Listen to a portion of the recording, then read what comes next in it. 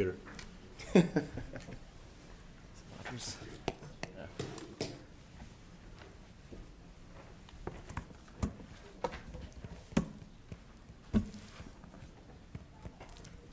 Everyone got quiet like 2 minutes too early. 2 minutes of silence. Yeah. Yes.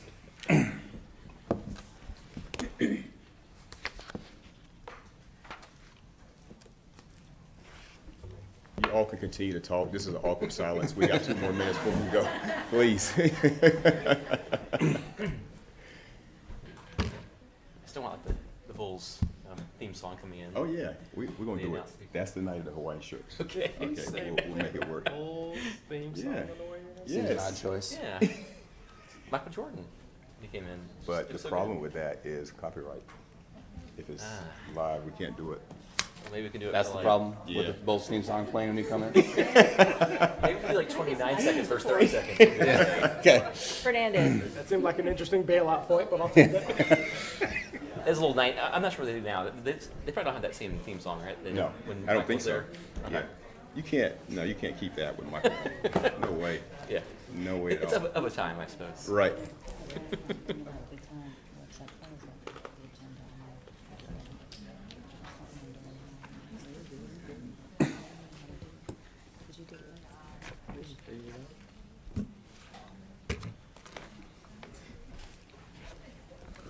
Everybody just refuses to talk. I know. Wait, Yeah. Now they got like 15 seconds left. officially we speak now for the whole piece time.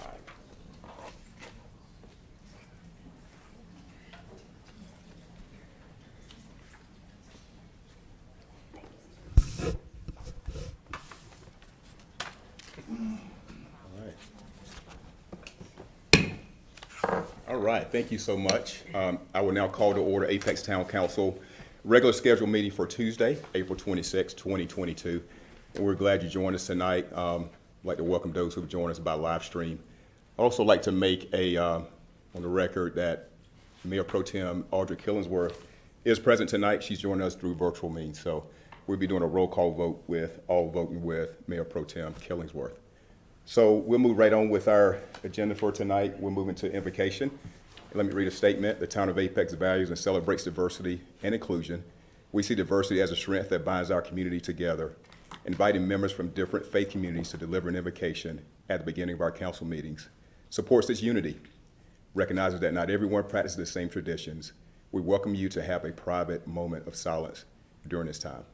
And we will have a private moment of silence right now with everything going on around the world. This is a time that we come together in unity and just take a break, right? And this is a time to do that. So let's be in unity and silence. Thank you.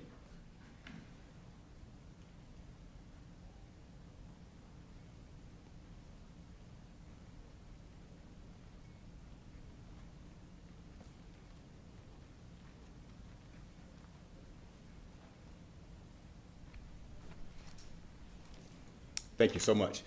All right, if you're able, join me for the Pledge of Allegiance.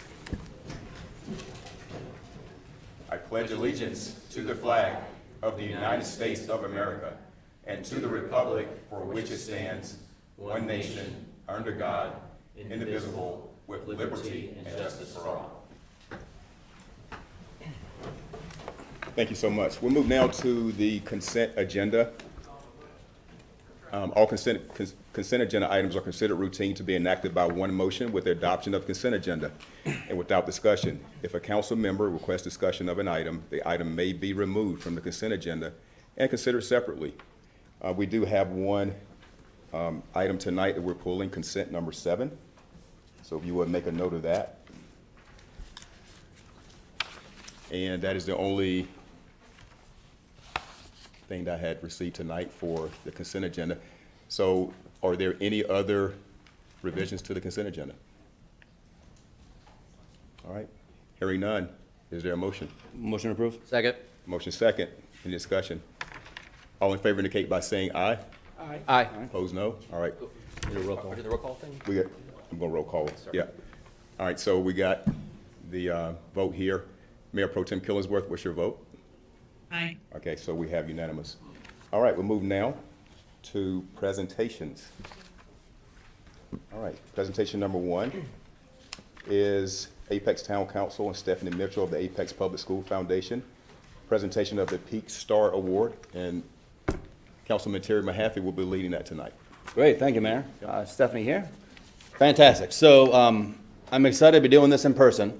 This is the 3rd time we've done the Apex Peak Star, and for those who aren't aware, Peak Star, it stands for Staff Teachers Administration Recognition Award. It's something that we do. We partnered with the Apex Public School Foundation to identify one civil servant from the Apex area working in our public schools to recognize them for the hard work they do supporting our students around Apex.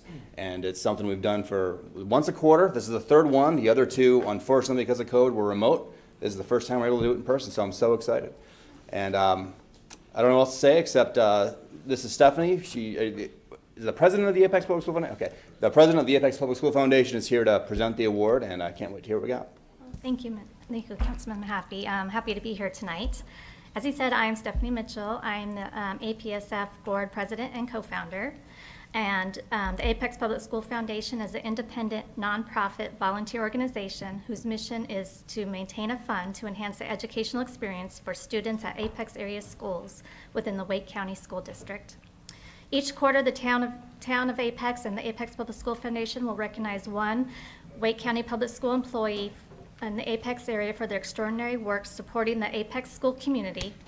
Recipients of this award are selected by the APSF Board of Directors and from a weekly APSF shout-out, which you'll see every Tuesday on our social media sites. And nominations are submitted by principals. This quarter, I'm honored to welcome our winner, Ms. Ashley Miller. She's from Oakview Elementary School. And so the principal at Oakview, Mr. Is it Gaudet? Gaudet, okay. He submitted her nomination, and this is what he had to say about Ms. Miller. Ms. Miller is a master at taking everyday curriculum and turning it into unique learning opportunities for her students. Her creativity has transformed, literally at times, her classroom into a magical place to learn. During a recent observation, Ms. Miller's students participated in a comprehensive breakout that was space-themed, decorated the room to represent hidden figures, to coincide with the class's reading of the Jackie Robinson text so that the students could celebrate African American women working for NASA instead of just athletes. Ms. Miller's students are excited to step into her room each and every day. So with all that, we'd like to honor you with a plaque.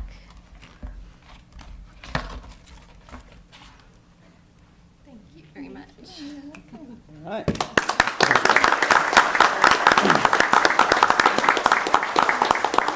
Mr. Sutton. He's the assistant principal at Oakview. Did you want to say a couple of words? Hi, I'm Michael Sutton. I'm one of the assistant principals at Oakview, along with Jamie Marconi, who's in the back taking some pictures. We just want to say thank you to Ms. Miller for everything that you've done for Oakview and for our students and for our county. It's her first year at Oakview, first year in Wake County after moving here from Florida. But she's done a fantastic job with her students, facilitating outstanding instruction, connecting with all of her students in a meaningful way, and connecting with families as well. So we can't thank you enough, and also thank you to Apex for allowing us to give her that recognition that she so richly deserves. So thank you. Thank you so much. And we would like to take a picture with Ms. Miller, if that's okay. Are you good with that? So, paparazzi, what do you want us to do? Okay. All right. Let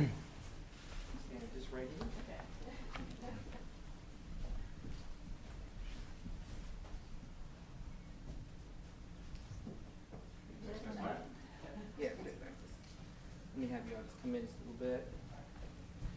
Mayor, sir, can you come in just over there? Yep. Everybody right here? One more. All right, thank you. Thank you.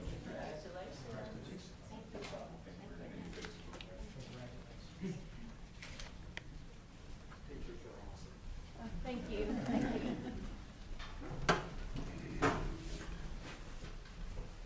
Mayor, if I could just add. Sure. Before we move on, I want to address the elephant in the room. Oakview Elementary School, not technically within the corporate limits of Apex, But it's no big deal because this isn't about what dirt is underneath the school. It's about the students. Right. And there are several neighborhoods in Apex to the east of 55 down there which attend.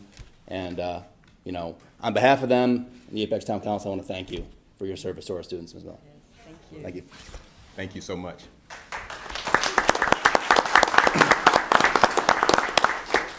All right, we have a lot to proclaim tonight, so we'll start with our first proclamation. This is Think Apex Day 2022, and as always, we will join in with a unity proclamation and shared reading. So we'll start with Councilmember Terry Mahaffey. Yes, sir, thank you. This is Think Apex Day 2022. Whereas Think Apex was created in 2014 as an initiative to encourage a local mindset by all parts of the Apex community, including businesses, residents, and visitors. It encourages those in and around Apex to support and invest in the local and unique aspects of our community in order to create a stronger and more vibrant economic environment and quality of life. By fostering a local mindset, Think Apex empowers the community to celebrate, engage, play, volunteer, shop, eat, and work locally. Whereas Think Apex has a unique web presence that promotes local events, small businesses, and an awards ceremony that highlights members of the community who make a large impact. Whereas the first annual Think Apex Awards were presented in 2016. Whereas another component to this growing initiative is Think Apex Day, which will be a day dedicated to giving back to the Apex community by thinking and acting in ways that will positively impact the town and the people who live here. Whereas citizens can go to the Think Apex webpage at www.thinkapex.biz to get more information on Think Apex Day and to register for multiple volunteer opportunities and activities. Now, therefore, the Apex Town Council does hereby proclaim Saturday, April 30th, 2022, as Think Apex Day in the town of Apex and encourages all citizens to consider some form of participation, either formal or otherwise, that will further enhance the commitment to our community and to one another. Signed this 26th day of April 2022. So we will have joining us tonight Colleen Moraes and Barbara Belisic to present the proclamation. And they're with our economic development team, so. Council?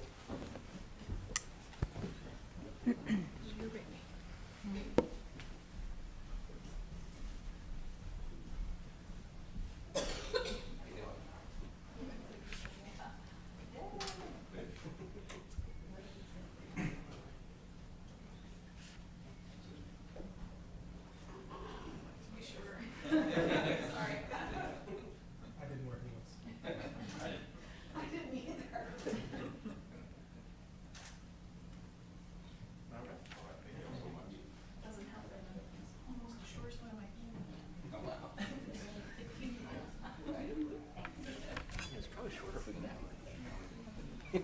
We'll do that. Yeah. Mix up a little bit.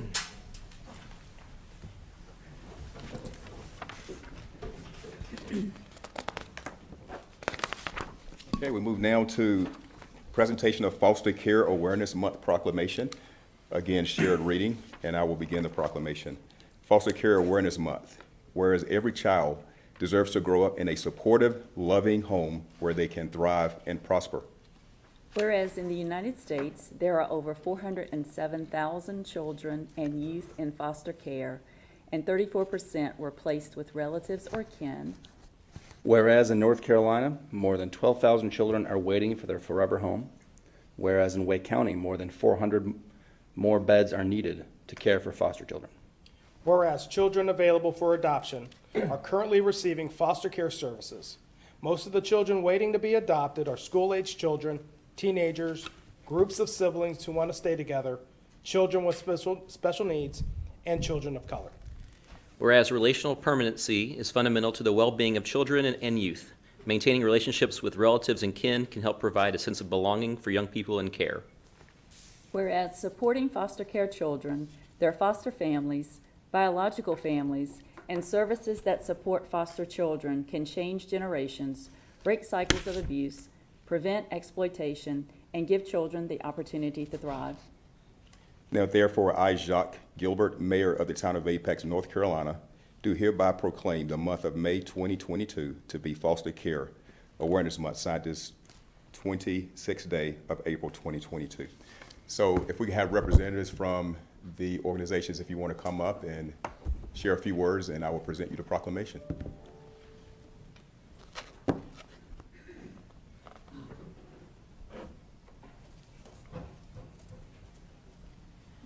Thank you so much, Council. I'm Nicole Bernard. I'm the Director of SHIELD North Carolina, and we want to thank you all so much for this proclamation.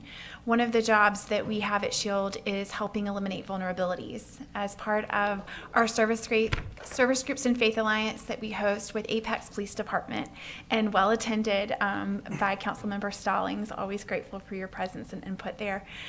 We have been focusing on very specific vulnerabilities to trafficking, one of them being involvement in foster care. Trafficking can happen prior to being placed in foster care, during foster care, and after foster care because of the high levels of vulnerability. So we plan to have some events this month, including placing more than 500 door hangers on neighbors' homes so that we can help spread the word that we are desperately in need of more families and more heroes to step up and to provide the support that these children need. I'm joined tonight by Kim Adcock, who is from Wake County Foster Care, as well as some true heroes in Apex foster families themselves. So I don't know if you all want to come up. We'd love you to, yeah.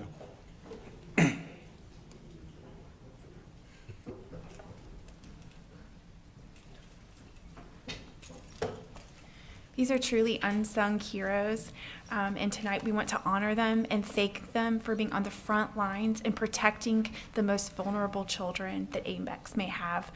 So thank you so much for everything that you are doing, and I hope that you all will join me in honoring these very wonderful humans that we get to call Apex citizens and neighbors. Absolutely.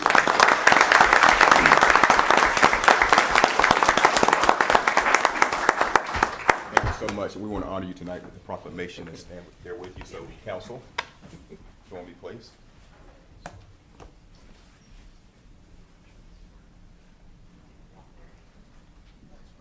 Everybody's in the picture? Okay. Let's have everybody come around here real quick.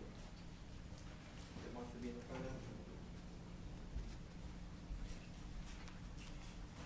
I'm gonna have y'all kind of form in front right here, so it's gonna be facing this way a little bit.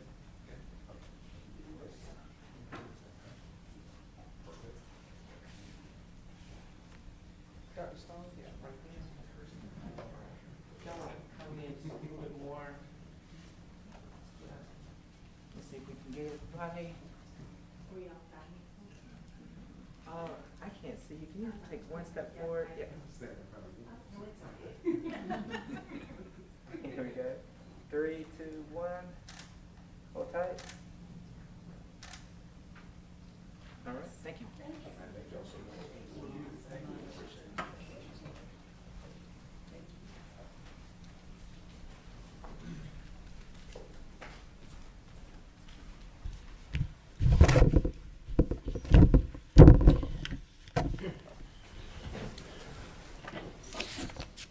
All right, next proclamation, presentation of Public Service Recognition Week. And then we begin to share a reading, starting with Councilmember Mahaffey. Thank you, Mayor. Public Service Recognition Week. Whereas our residents are served every single day by public servants at the federal, state, county, and municipal levels, and Whereas nearly 550 hardworking, talented people are employed by the town of Apex with over 3,600 combined years of government service, and Whereas, in often difficult circumstances, our civil servants work to protect and improve the quality of life for our residents, businesses, and visitors, and Whereas Public Service Recognition Week has been celebrated the first week of May since 1985 to honor the men and women who serve our nation as federal, state, county, and local government employees. And therefore, I, Jacques K. Gilbert, Mayor of the town of Apex, do hereby call upon our residents and all patriotic, civic, and educational organizations to observe the week of May 1st through the 7th, 2022 as Public Service Recognition Week, recognizing all public servants, past and present, who by their faithful and loyal devotion to their responsibilities have rendered a dedicated service to their communities. So I could have all of the town of Apex staff to meet me up front. We want to take a big picture. Yeah. We want to honor you tonight, so please step up. we stay back this time, I guess. Yeah, we'll stay back. So you guys can stand right Do you there. want us behind you, maybe? You want us to fill in behind? No, this is your show. This is your night, so you can stand in front. Yeah, I can Photoshop. think it'll be easier for the Come on. Yes, hold everyone. that. All right. You're on the edge, Chief. Come on, come on.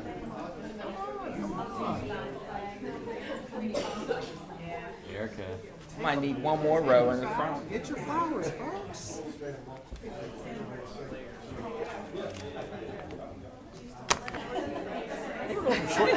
Anybody Here a little bit who's here. kind of shorter, can y'all come in just a little bit in front?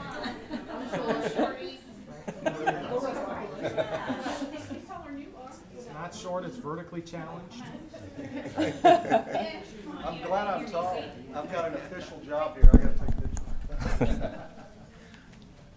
right, let's see if we can get everybody in here. I'll back up to say Johnston County and I'll get you all in this. Right. Watch the railing.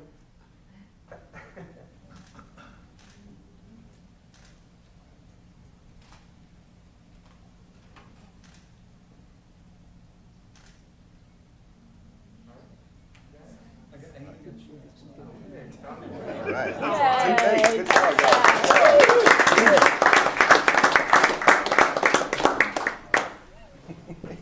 I feel like we should have swept the building, so people downstairs and Yeah. or the Exactly. community center. Yes, we can Photoshop him in. Yeah. Yeah. All right, thanks again for all the work you do with a growing town. I know the demand and challenges continue, but you continue to be professional, keep us moving forward. So thank you for your work. All right, next presentation, presentation of Civilian Law Enforcement Professionals Week Proclamation. Starting tonight with the reading is Councilwoman Cheryl Stallings. All right, Civilian Law Enforcement Professionals Week 2022.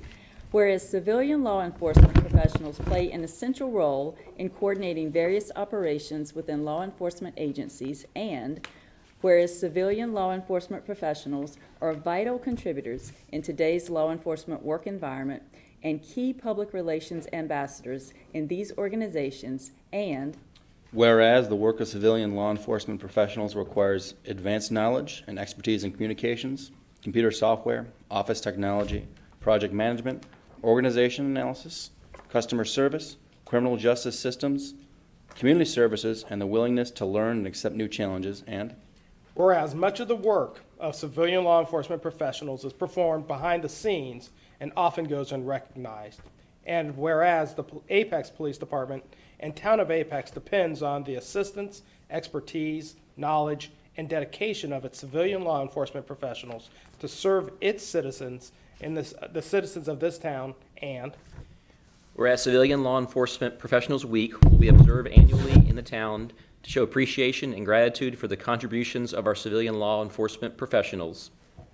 Now, therefore, I, Jacques K. Gilbert, Mayor of the Town of Apex, North Carolina, declare the week of April 24th through the 30th, 2022, Civilian Law Enforcement Professionals Week in Apex in honor of the men and women whose diligence and professionalism support the Apex Police Department and assist with keeping our town and citizens safe. Signed this 26th day of April 2022. So let's have all the civilian law enforcement up front. I see Nicole Garcia, Susan Metz. Who else is here?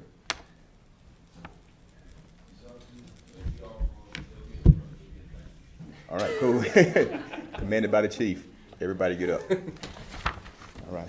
Thank you all for the work you do. I can personally attest to what you do, and it's very much appreciated. It's easier with the. big group. gotta stay on my heels with chief even below you. I know. Nicole, I want to present you.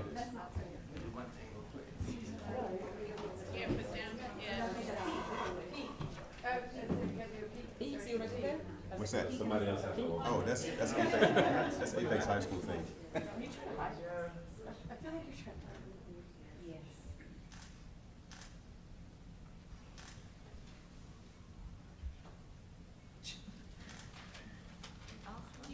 Justin can't smile, clearly. Got it. Thank you all so much.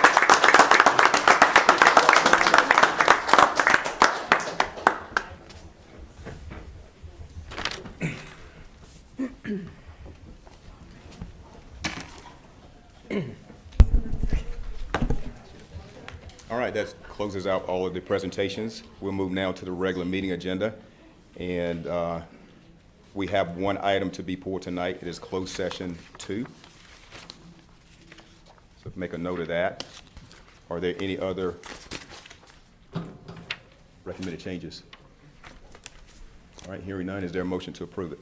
Make a motion to approve the agenda with that one change. All right, Two changes, right? 2 changes, actually, is it 2? of course, with consent one. consent 7, yep. Second? All right, we got a motion second. Discussion? All right, all in favor indicate by saying aye. Aye. Opposed, no. All right, we'll take the vote from Mayor Pro Tem Killingsworth. Aye.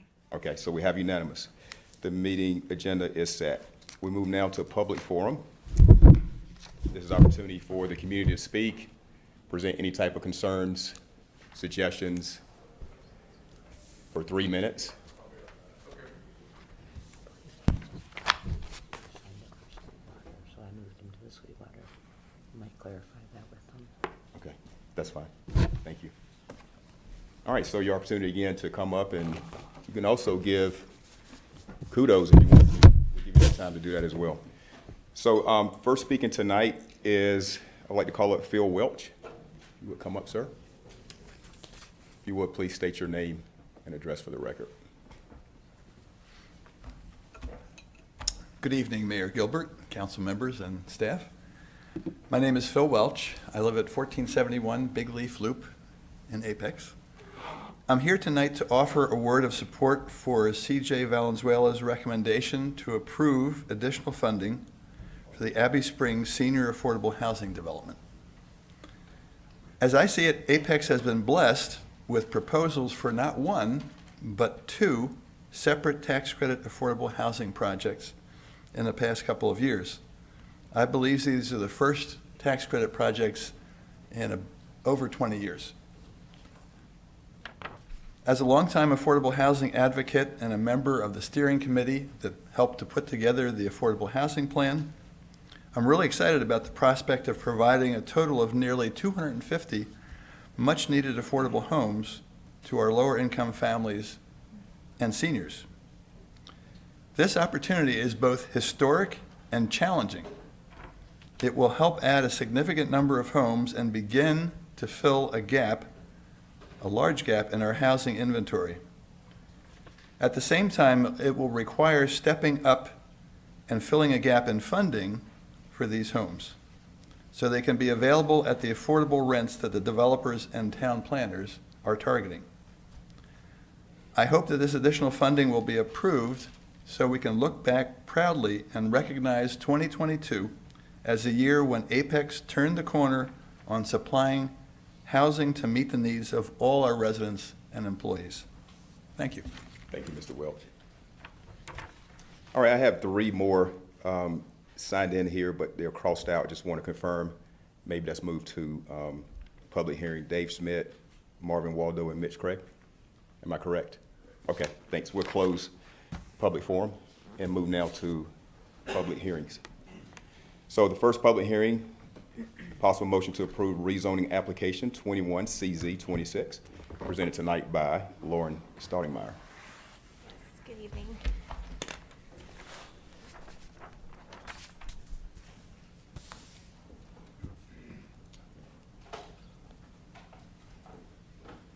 I think I'm supposed to share this. Hopefully. All right, good evening. This is rezoning case 21CZ26, Hume Olive Commercial, located at 0 and 7525 Hume Olive Road. The properties are located in the southern ETJ of our jurisdiction. The subject properties are a total of 7.69 acres located on the west of the skewed intersections of Hume Olive Road and Old US 1 Highway. Both properties are vacant and it's mostly wooded. The current zoning district is rural residential, and to the north and west, we have rural residential. To the south, we have rural residential, mixed office, residential, retail, conditional zoning, and a small portion of tech flex conditional zoning. And to the east, we have plan unit development conditional zoning. the applicant is proposing to rezone both properties to neighborhood business conditional zoning. The 2045 land use map identifies the subject properties as high density and commercial services. The 2045 land use map also shows a neighborhood mixed use activity center in this vicinity. As a reminder, a neighborhood mixed use activity center is for economic development, potential estimated to be, but not limited to, 100,000 square feet of commercial and 1 to 2 mile trade area. The proposed rezoning to neighborhood business conditional zoning is consistent with that land use classification. The applicant conducted a neighborhood meeting on September 30th, 2021, and a copy of the neighborhood report is in your packet. A full list of the proposed uses and zoning conditions can be found on page 2 of the staff report. A few uses proposed are daycare facility, restaurant general, medical or dental office or clinic, office business or professional, or convenience store with gas sales. Besides the non-residential architectural conditions we typically see, I also wanted to point out two. Zoning condition 10. At the time of the development plans adjacent to this property are submitted, a 20-foot greenway easement shall be provided along or within near proximity to the western property boundary of this property, as shown on the Parks, Recreation, Greenways, and Open Space Master Plan map, and will go north to connect pedestrian improvements on Hume Olive Road in a location coordinated with the Parks, Recreation, and Cultural Resources staff. Zoning condition number 12. The development shall record a cross-access agreement between parcels identified as in this location as well as this location, so these two parcels, prior to site plan final plat approval. The Environmental Advisory Board held a pre-application meeting for this rezoning on August 19, 2021. The zoning conditions suggested by the EAB are listed on page 3 of the staff report, along with applicants' responses to each condition and whether the applicant provided the conditions or not. Transportation planning did have concerns related to this proposed rezoning that wanted to point out. The subject properties sit inside the two legs of the Y intersection of Hume Olive Road and Old US 1 Highway, with approximately 900 feet of frontage along each roadway. There are 3 schools, so you have Apex Friendship High School, Apex Middle School, Apex Friendship Middle, and Apex Friendship Elementary. I believe it's still under construction, within a half mile of the subject properties. The transportation plan identifies Hume Olive Road as a 3-lane thoroughfare with an 80-foot right-of-way, and Old US 1 as a 4-lane median divided thoroughfare with a 110-foot right-of-way. The bicycle and pedestrian system plan map includes a 10-foot side path on the south side of Hume Olive Road, future bike lanes along the Old US 1 Highway, and future greenway along the western property boundary. Given the limited road frontage, provisions for cross-access and connectivity are needed in order to promote and provide safe movements by limiting access on high traffic volume roads at poorly aligned intersections. In response, staff requested that the applicant provided the following zoning condition. A maximum of a single point of access shall be provided on each roadway. That zoning condition was not offered by the applicant.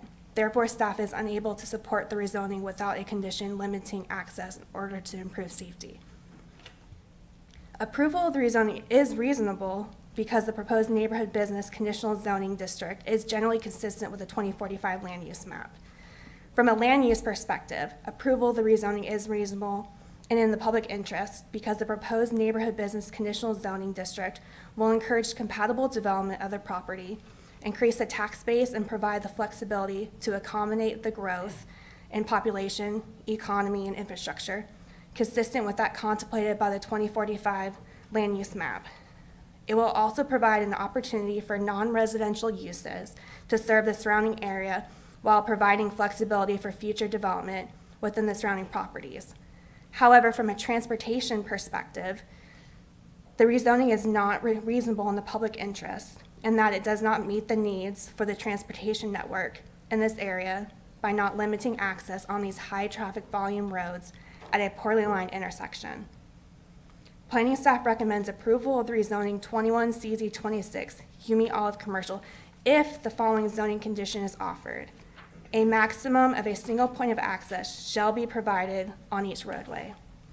The planning board held a public hearing on April 11, 2022, and unanimously recommended approval with conditions as proposed by the applicant if the developer adds the additional condition recommended by staff that a maximum of a single point of access shall be provided on each roadway.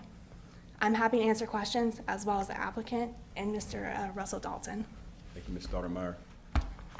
Any questions for?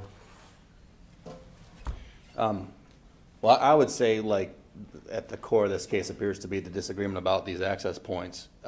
Russ, if you don't mind, could you give us some kind of an overview as to why staff feels that we need to be limited to one access point on each road here? So, looking at these projects collectively, these parcels, we have to consider existing information. This is not a PUD rezoning, so typically what would happen is the traffic impact analysis, if required per the UDO based on if the thresholds are met, would come in after the rezoning. So in other words, the planning board and council would not be able to weigh in and provide any conditions on the site plans after it's already rezoned. So we did look at existing conditions out there, and based on the information we have, we know a few things. One is that the intersection alignment is not a great alignment to begin with. So we do have concerns about that. The other concern would be that we have high traffic growth in the area, a lot of pending projects. We have 2 schools, soon to be 3 schools to the west. So, adding additional driveways on this road is going to create additional points of conflict. Not just conflicts between vehicles, but conflicts with cyclists, conflicts with pedestrians. So consolidating access is just a better thing overall. The other thing is, when you have additional driveways, particularly in close proximity to major intersections, you end up with restricted access, right in, right out type configurations. Those require medians and markings and signs and other things that can create problems for drivers. A lot of drivers ignore those. If you've seen, in some cases where they're not implemented very well, or even if they are, drivers will go out of their way to try and make U-turns that are improper U-turns or left turns around these islands. Drivers that aren't paying close attention run over the medians and knock down the signs, and those have to be reinstalled. So those are the kind of things we can avoid when we try to consolidate access. The intent behind the condition is to get 2 good full movement intersections to serve these properties collectively. There is a, from Holland Road mixed use project to the north, that would be the northeast corner of the old US 1 Hume Olive Road. There's what's called Site Access 4, which is approximately 600 feet away from the intersection. That's where the full movement should align to serve these projects collectively. That's beyond the frontage of the corner parcel and the corner of this Y intersection. The other access point, we would want to see about 800 feet or so back on old US 1, which would be again beyond the frontage of that corner parcel. There was an analysis done as part of the Holland Road mixed-use development. It showed this intersection operating at overall level service F in 2025. We're seeing roughly 800-foot queue on Hume Olive Road, which extends almost the entire length of both these property frontages.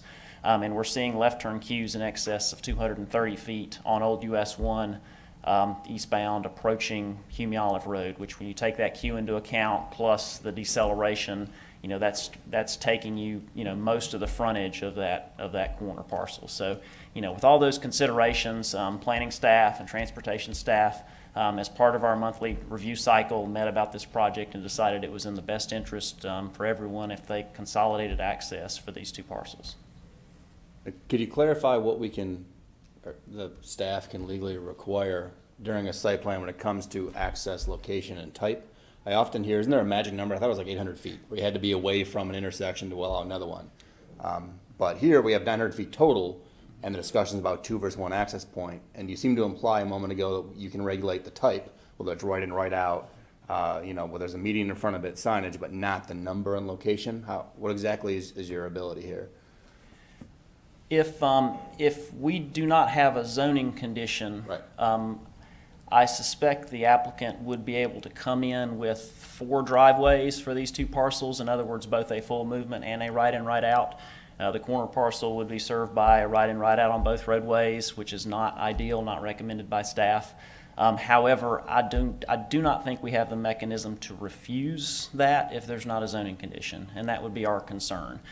We've seen this before, even when a planned unit development is proposed. If a planned unit development is not specific in terms of the limitations on number of access points, we've had in the past site plans come in and planned unit developments where there was proposed internal access trying to seek additional access on the thoroughfares.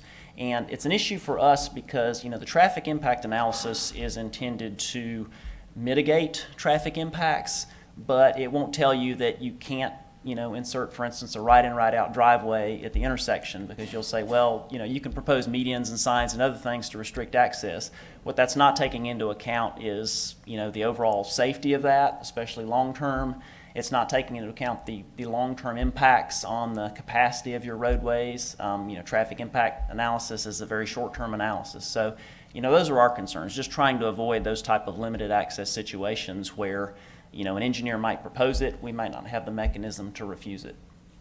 So you said that there's a full movement coming from the Holland PUD, site Correct. driveway 4. So Yep. we can't force an alignment with that at the time of the site plan and say you have to have an entrance or exit there? With the zoning condition as intended, yeah, But without the zoning condition, just the necessity of the zoning condition is for us to require.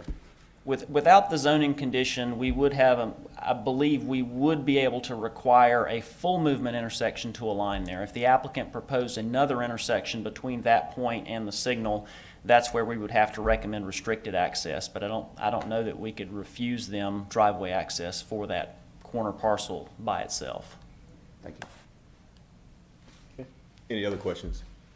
Just one question about, with US 1 being, or old US 1 being a DOT property, is this condition going to be consistent with their long-term needs or their long-term thoughts on this? Any conflict, any contradiction that we're going to see? No conflicts, no. Any other questions? Mayor Pro Tem Killingsworth has a question. So I have a question, Russell, about this particular intersection. We know it's at a weird angle with Hume Olive and Old US 1. Is this an opportunity for us to realign this intersection? Yeah, I would, it is not identified as a realignment in our transportation plan. I would say the alignment as it is not ideal. Staff we'd love to see it realign, but that would be a discussion between the council and the applicant, since it's not something we've identified as a requirement in our plan. And also I would add that there was a traffic signal installed, which includes that fourth leg, which is a private leg to the south. So, a realignment is a substantial project, if you start looking at that, and the question is where would that align, based on existing driveways across the road, and what other changes to that existing access would occur.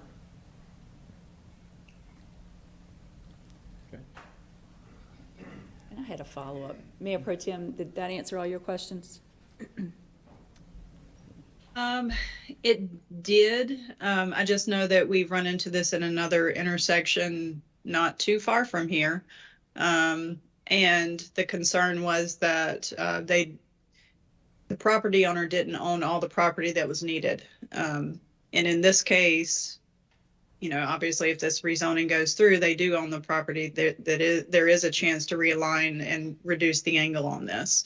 So I think it's something worth considering. Just follow up sort of to what Councilmember Gray was talking about. Mr. Dalton, would your recommendation, do you think, be consistent with what DOT would recommend in terms of DOT's recommendations and needs? I would say that it's what they would prefer in terms of reducing the amount of access on the state routes. Again, DOT is kind of like us. If you rezone two properties and the one corner property comes in first and they say we want driveway access, it's very you can't really deny them driveway access, short of a zoning condition. As far as what types of access and exactly where that occurs, we do have, we have requirements, and we can apply standards based on that. Go ahead, Councilman. I was going to comment on the realignment thing. It seems to me like, given the size of this property, a realignment's a pretty tall ask. You need a lot of distance to bend Hume Olive down to be, 90-degree angle with Old US 1, right? Like, just eyeballing it, you probably need the entire, you'd have to start bending it probably right at the property line. Yeah, I guess the question would be, where are you trying to realign it? It is a signalized, controlled, intersection where vehicles aren't having to cross at speed, so you're not having to realign necessarily based on like a 45 mile per hour design standard.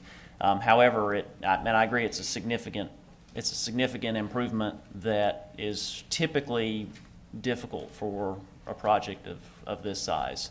Especially considering you would have to make changes to, you're basically moving an existing traffic signal. You're potentially changing access across the road that's already been established. So all things, it would have been nice if you could have gotten a realignment. The best time to do it would have been, before the traffic signal, before the improvements and all that occurred. Other questions? Thank you, Yeah, Mr. thanks. Dalton. Mr. Roach? Oh, Mr. Barron, excuse me. Good evening, Mr. Mayor, members of the council. Jason Barron with Morningstar Law Group. I'll cut to the chase on the transportation point because I think everybody kind of acknowledges and agrees that from a use standpoint, this is a site that makes sense for this particular use. This is an area that's in need of commercial services of this nature. We don't necessarily disagree that a single point of access ultimately will be the right answer for these parcels. What we believe is it's premature to make that decision now and bake it into a zoning condition because we don't know exactly what these uses are going to be. I would tell you that DOT has permitting authority for driveway permits onto Hume Olive Road. You can't just go pull as many permits as you want to onto Hume Olive. They get to dictate that. The town's ordinances will have the town will have the opportunity to require cross access between these two parcels. So I think what I'm hearing is the concern that this corner parcel would move forward first and would need access to get in and out of the site. And I think that is a reasonable concern, but that is a site that would need access. If that happened, and then the second parcel developed after the fact, I believe the town has the lawful authority and DOT has the lawful authority to require cross access between those two parcels and have this second parcel essentially provide a full movement access that would be to the benefit of that corner parcel. Again, it feels a little speculative because we don't have the data. We haven't done a traffic study because it's not required at this stage of the game. Our strong preference would be, let's wait and see what these uses are going to be. Let's run the traffic studies at those times so we can make kind of an on-the-ground determination. It seems putting the cart before the horse to go ahead and dictate that it's going to be a single point of access when we don't know exactly what these uses are going to be. We don't know how they're going to be configured. We don't know if the lot lines are going to move. We don't know if they're going to be developed together. So it seems to us from an applicant standpoint that we would be better served to run the analysis at the time of site plan and make decisions based upon the data as shown in the analysis rather than mandating it now and losing the ability to do something that maybe the analysis determines is in fact a better traffic solution. We don't have that data, so it seems a little premature to make that decision. So I just wanted the council to understand that is the reason why we haven't offered that condition at this stage in the game. It's because we don't feel like we have sufficient information, we don't have the data to be able to determine if it makes sense or if it doesn't make sense. Otherwise, I can answer any questions that you've got about the case. I'm certainly not a traffic engineer, but if there are traffic-related questions, there is an engineer here who can answer those. But otherwise, I think the case is straightforward. I think it all kind of comes down to at what point in the game should we be mandating what access looks like for these sites. Thank you, Mr. Barron. Yep. Any questions for Mr. Barron?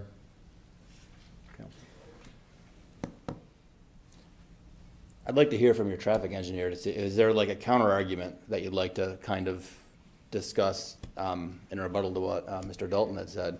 I guess, you just mentioned you want me to ask of you, but the counter argument seems to be, you say you don't have enough information, but we do have a traffic study from the neighboring PUD which says that this is already operating in an F and that the queue length is longer than your frontage on the road. I don't know what use you could propose that would have to be a negative amount of traffic to pull it off and make that not failing.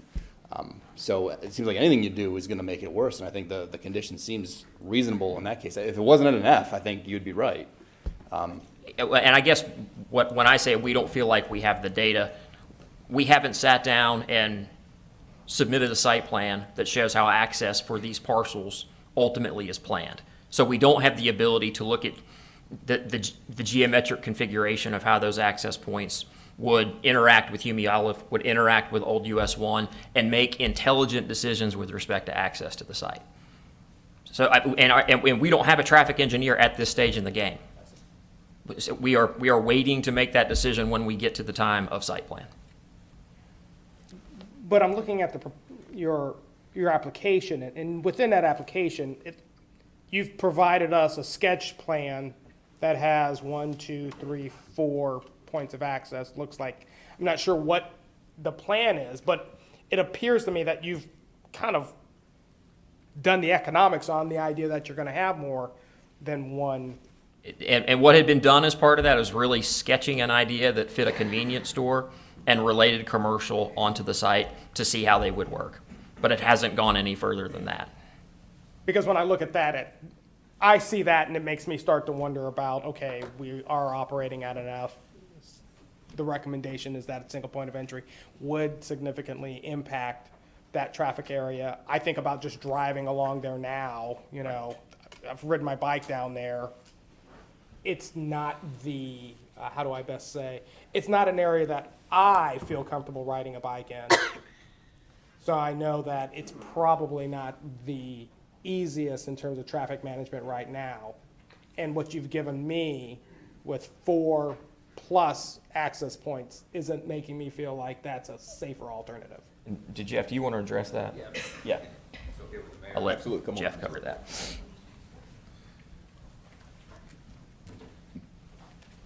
Now I'll come up, Mr. Mayor. Earlier, You tried to call me up earlier. Jeff Roach with Peak Engineering and Design. Good evening, everybody. Mr. Gray, to address your comments, the sketch plan that you have is exactly that. It was an initial pencil sketch that we put together to show the neighbors. It showed up in the zoning package as part of our neighborhood report. We ran it because the corner parcel was interested in doing a C-store gas station, but there are a laundry list of other uses. And I am not a traffic engineer by any means. We will hire one at the site plan stage. But you got to remember with uses like convenience store and retail stores, they get a lot of pass-by trips. People are not driving out here from downtown Apex to go to the gas station. They're driving out here because they're dropping their kids off at school and they're like, oh, I need gas, I'll stop. So a large percentage of those C-stores are actually getting bypass traffic. They're not creating additional traffic. So really, and from a corner standpoint, the sketch you have did show the 2 full access points, one on Hume Olive, one on Old US 1, and it showed an option, and if you follow the logic here with the C-store, you get an 18-wheel gas truck coming off of 540. He wants to make a right turn into the corner, and he wants to make a right turn back to Hume Olive to get back to 540. So what we looked at was exactly that. How do we get trucks in to the C-store location while not putting them into a parking lot area on the larger 6-acre parcel to the west?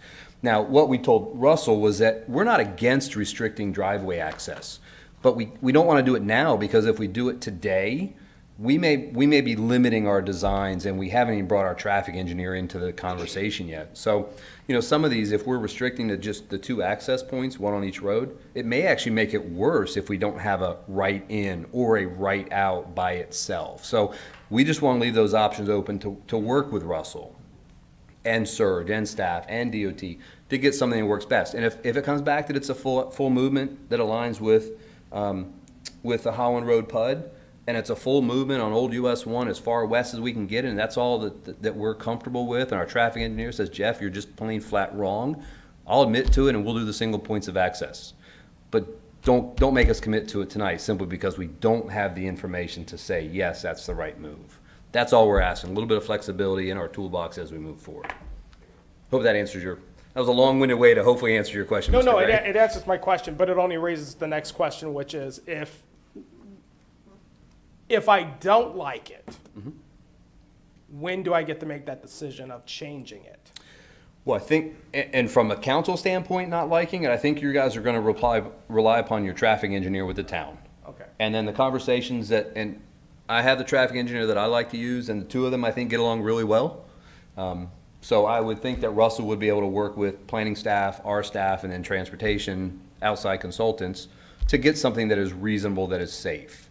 At the end of the day, it can, if there's no agreement between staff and us, it could go as a BOA item, and then it becomes a quasi-judicial BOA response for an appeal from our side because we can't get the site plan approved. So there's more mechanisms beyond just the council voting to restrict or not to restrict. There's a lot of moving parts after the zoning side.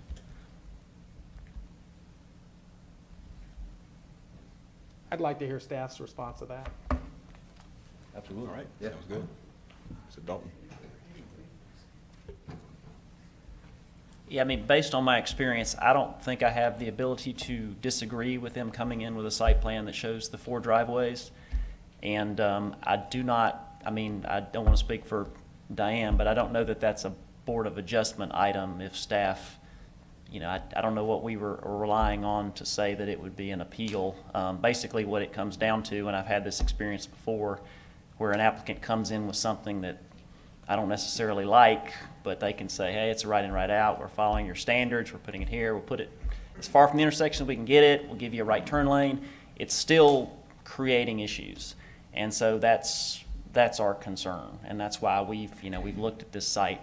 The intent, again, behind the condition is to make sure we get 2 good full movement intersections at the appropriate location. It's not specific in that regard. It limits, it says one driveway per roadway, but that's the intent behind it, to avoid getting lots of extra driveways on these major roads. And again, traffic impact analysis, the goal of traffic impact analysis is to look for mitigation for traffic impacts for a build-out year for a site. It's not going to tell you that, hey, you shouldn't put a right in, right out right here at this location 300 feet from the intersection, because a right in, right out is going to operate at level service A, B, whatever it is. All it is a right in, right out. It's not going to show you the interaction between a queue where a vehicle is turning out in the middle of a queue. It's not going to give you a safety analysis in that respect. So it's not going to tell you anything. Okay. Could I just ask if Ms. Ken has anything to add? So I would just say I agree with Russell that in our experience, if DOT is allowing a right in, right out, there's nothing we can do about it. It's their road, whether we think it's a good idea or not. Thank you. Thank you, Mr. Dalton. Mayor Pro Tem, do you have any questions?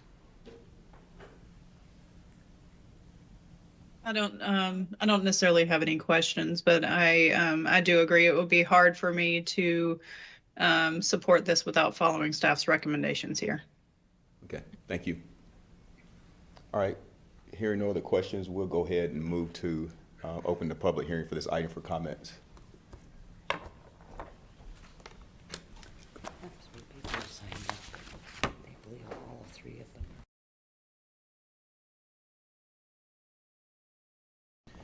All right, so for this public hearing item sign-in sheet, we do have 3 names, 2 are crossed out, 1 still is open: Paul Stam, David Schmidt, and Marvin Waldo. Are you for this one? Okay. I apologize. All right. All right, that makes sense. All right, thank you. So there are no signups tonight for this public hearing item 1, so we'll close public hearing for comments, and it's back to council for further discussion leading to a possible motion.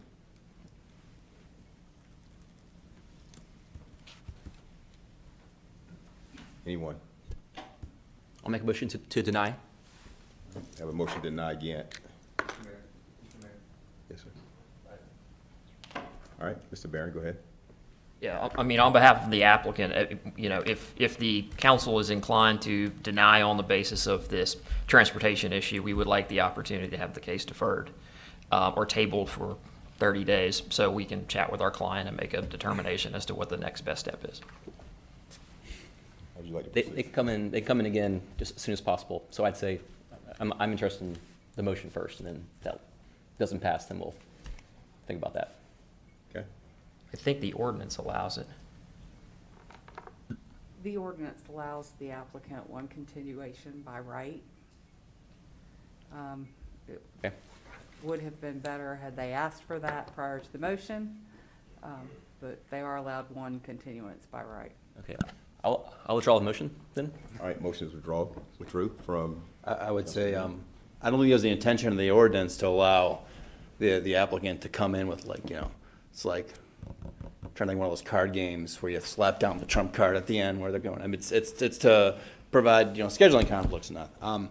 So let me just throw that out there. I also want to add, there's several reasons I want to deny this rezoning. One is the traffic, the issue we're talking about. The second is the use of a daycare facility. I was going to ask to strike that. And the third is I'm dissatisfied at the number of environmental concessions which were pro-offered from the Environmental Review Board, Advisory Board. So that's my feedback. okay, thank you. Anyone else? I think their motion to continue was a wise one. Okay, And I would just add, thank you, Mr. Mahaffey, for bringing that up. I would like to, you don't have to do it now, but next time, address the environmental issues and why you have declined to decline the ones you have. I'd like to hear more about that. And in fact, a lot of those environmental issues may have helped me overlook the traffic thing, if there were enough of them there.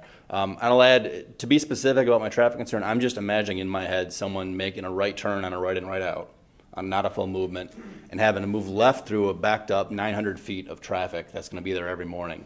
That seems problematic, and to have a use where that's gonna be happening all the time, to me, seems not wise. So, thank you, Councilman. need a Pro- motion, sorry. Let me get Mayor Pro Tem's comments for the motion. I will agree with Councilmember Mahaffey on that. The traffic concerns are really forefront for me, and that's one of the reasons why I agree with striking the daycare facility from here as well. We've already got an excessive amount of traffic coming through here. So unless there are specific conditions related to timing and things like that for this, which is going to be difficult because we have a high school, middle school, and elementary school, which, has a big time range for coming in and out of there. It will be hard to justify the daycare use here. Thank you, Mayor Pro Tem. Mr. Mahaffey, you were about to. Yeah, I was gonna ask the attorney, I think, do we need a motion to continue? All right, I move, do we need a date? Yes, we do need a date too, right? So what's the? And real quick, is the rule about the date, is it a set time or is Do it to a date certain. date certain? Okay. Just gotta open the calendar. Is there Y'all have. a preference? on- May 24th would be the second meeting in May. All right, I move we continue the hearing to May 24th. Second. All right, have a second. I think Gant was the second on that one. All right. Any further discussion? All right, all in favor say aye, opposed no. Aye. Aye. Opposed? Mayor Pro Tem? Aye. Okay, so we have unanimous. All right, we'll move to the next item. Public hearing 2, public hearing and possible motion to approve rezoning application 22CZ03. Ms. Amanda Bunce. Good evening. So this rezoning is located on the south side of Highway 64 at Richardson Road and the northern part of the Sweetwater development. It's about 44.5 acres. And the east side of Richardson Road is currently developed with a daycare and is under development with mixed-use buildings with 2 parcels left to be developed to the north. And the west side is not yet developed. The properties to be rezoned were originally rezoned to plan unit development conditional zoning in April 2015, with the most recent revisions being approved in October of 18. The proposal is from the zoning district is consistent with the land use map, which designates this area as mixed use within a community mixed use activity center. The applicant conducted a neighborhood meeting on January 25th, 2022, and you have that report. There are 3 amendments to the existing PUD, and again, for the Sweetwater PUD, it's only the portion that's north of Core Banks Street, not the single-family townhome section of Sweetwater.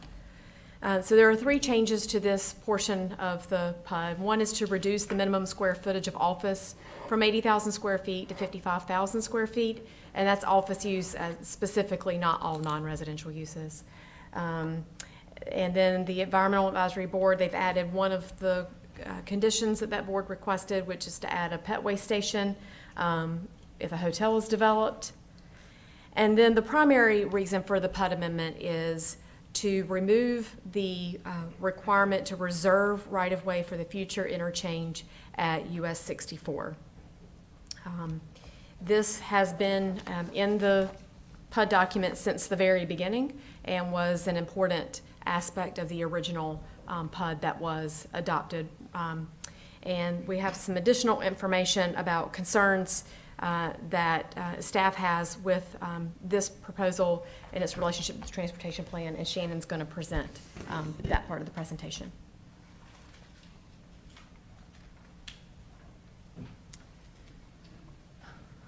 Good evening.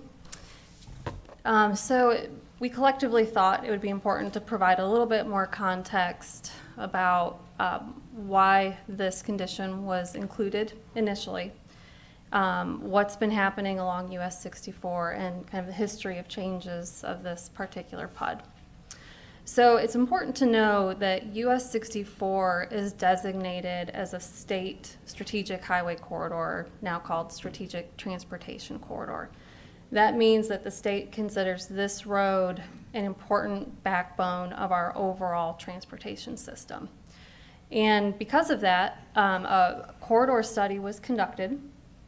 The town participated in this study along with Pittsboro, Chatham County, Wake County, Town of Cary, our MPO, and the state DOT. And the goal of that study was to develop a master plan for the corridor that would both guide roadway improvements over time as well as development. So you see on the slide, this is a portion of the corridor. This is the portion from the Chatham County line to US 1 in Cary. And for each of those little numbered rectangles, we have a plan sheet showing short-term roadway improvements and long-term roadway improvements. So every time we have a pre-application meeting with development coming to Apex, we take that relevant plan sheet and we sit down with them and we talk about the roadway plans and why it's important and how we can work together to make sure that we're planning for that appropriately. We also integrated the high-level recommendations from the corridor study into our town-adopted thoroughfare and Collector Street plan map. And so that's a little snip from that plan. You can see that we are showing with those red circles future interchanges at NC 751 and New Hill Road, Richardson Road, which is the focus of our conversation tonight, Laura Duncan Road, and Lake Pine Drive. So I'll give you a little bit of an update on what's been happening both with the roadway improvements and the development for each of these locations since the corridor plan.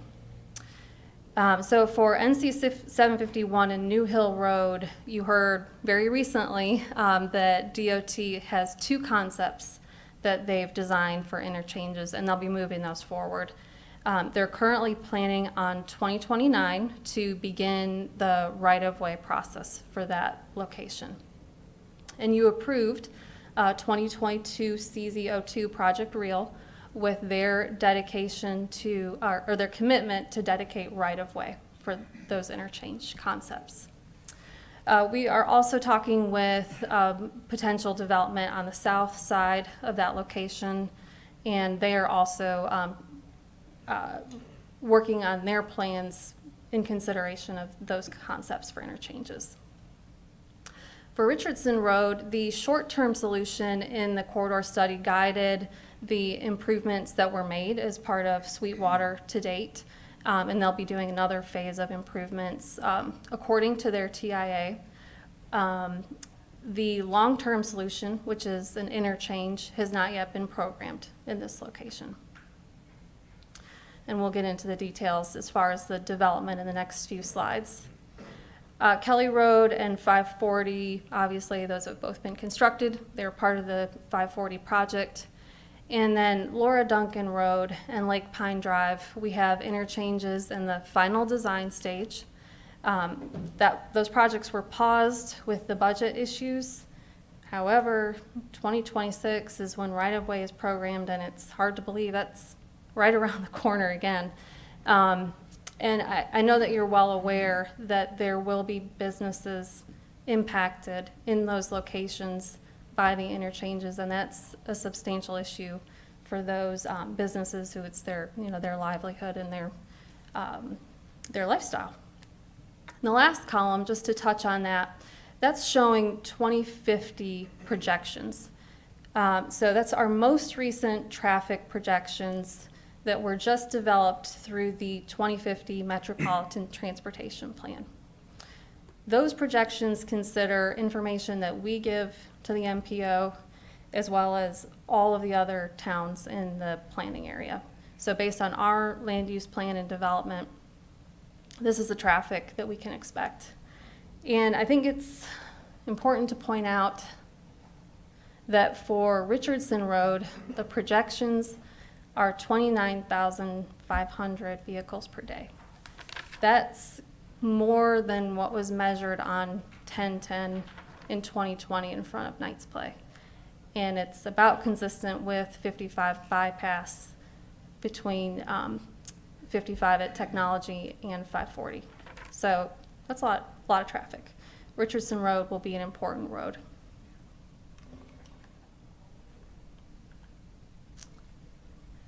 So shifting gears a little bit to give you a little background of the Sweetwater PUD. As Amanda mentioned, their initial rezoning included the commitment to reserve right-of-way for the interchange. They had some changes in 2016 that did not address the interchange. They had some changes in 2017 that added an additional condition allowing them to do some amount of development within the right-of-way area, which I'll show you in a minute.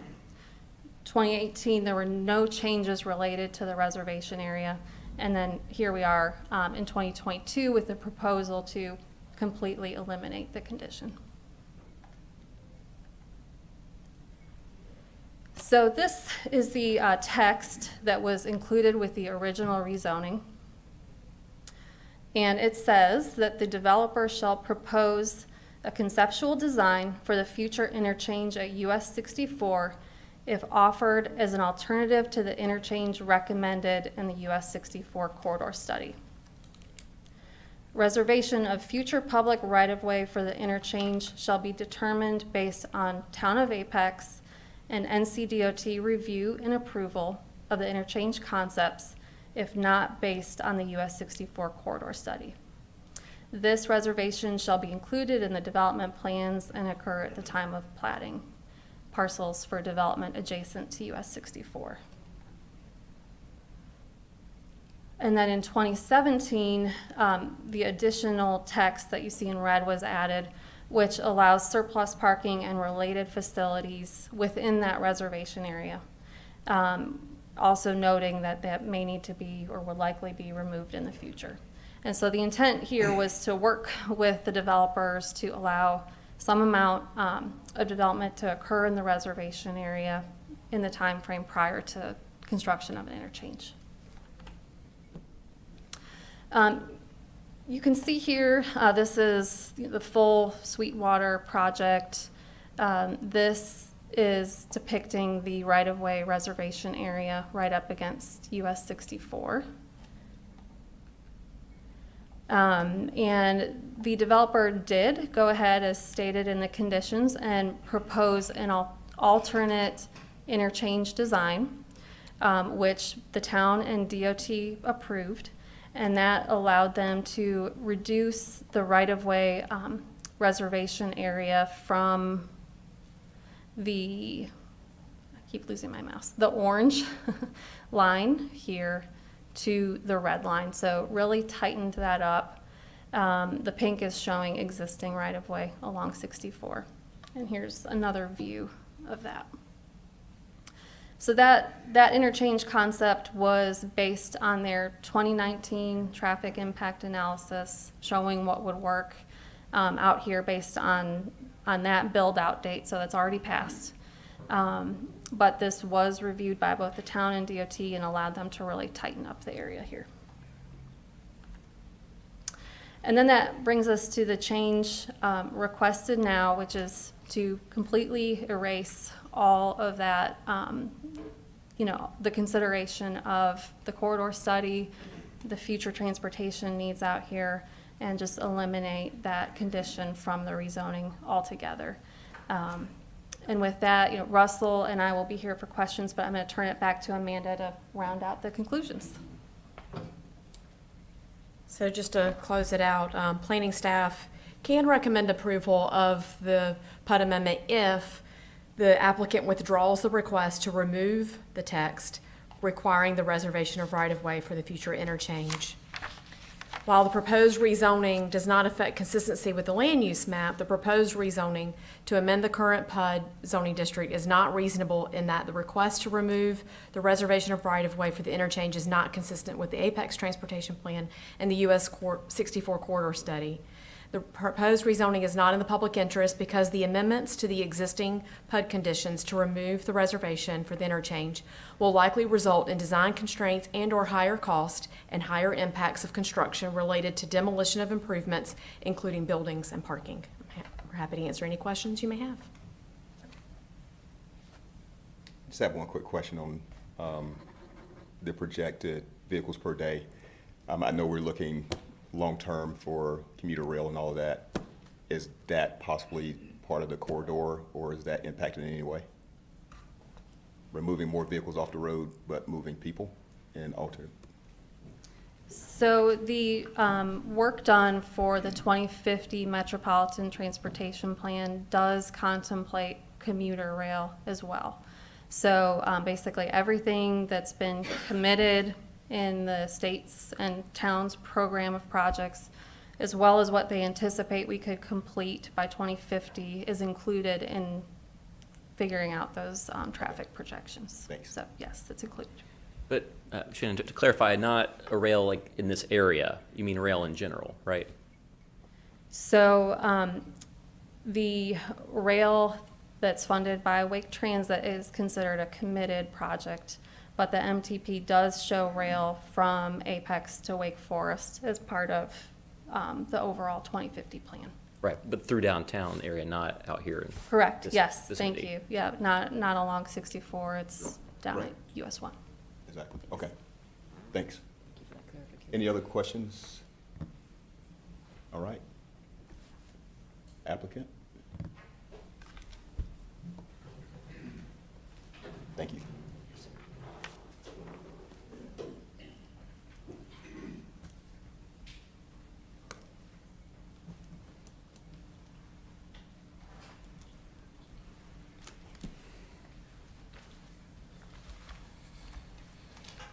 Thank you for having us. My name is Mitch Craig. I'm with the C Group. As the presentation noted, we're here to request the removal of 2 conditions from the original rezoning and to propose a new condition based off of feedback we got from the EAB, Environmental Advisory Board. As Jason stated earlier, I'm not a traffic engineer either, so I brought one with me. His name is Ronald Stevenson. He's with Ramey Kemp. And he can answer any questions that you may have regarding that. Also with me is Marvin Waldo. He's our leasing agent. He's with Retail Strategies. David Smith with Experience One Homes.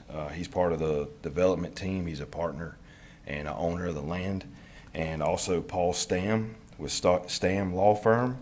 And yeah, I'll have to read this because my tongue gets confused, but State Constitutional Law Attorney. Thank you, and again, if you have any questions, let me know. Thank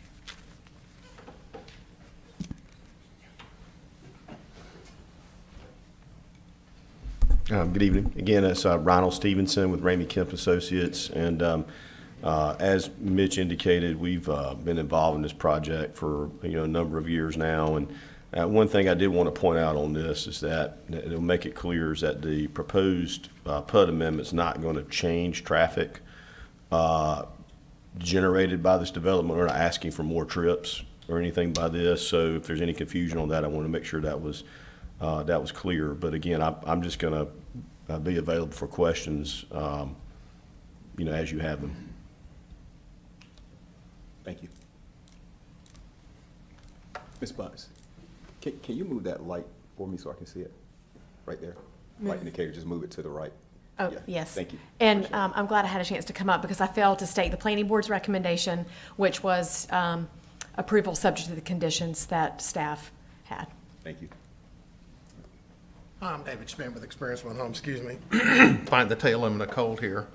Live at 1132 Goliath Lane in Sweetwater. That's where my home is. So I'm very fond of this project and very excited to be there and what we're doing here on the commercial side of this. A couple of things I'd like to say. When we started this project, we didn't want to reserve any part of this property. But when you're told that unless you do this, council's not going to vote for it, you kind of get your hands tied to move the things forward. We also were told through meetings with DOT and so forth that this reservation was only good for 3 years, which is why we weren't arching our backs too bad about it. Come to find out that that's not the case. I will point out that if you were looking at the map, the 751 interchange has been approved. They're going to construct that starting at 29, Laura Duncan and Lake Pine. But the intersection we're discussing here is not yet presented, which means it could be 20 to 25 years down the road before this happens. What we're trying to do is to substitute where we had an office building up front and put a upper end hotel with a meeting conference center up there that Apex does not have. Shannon, I believe, wrote you all a letter in support of that because right now Apex is having to go outside of the town to have meetings, whether they're going to Cary or Raleigh or wherever. We think it's a better use for the site. We're going to end up with a lot more office space within what Marvin likes to call the storefronts, the retail spaces. We've actually got a 13,000 square foot lease that we're finishing up right now with one of the major medical users that'll have not just an emergency care facility, 24-hour that, but another. I've seen the site plan, the layout for them. They got 20 offices in there where there'll be a complete medical use and so forth, which I'm excited about. I have a lot of health issues, so I like having somebody right there in the neighborhood.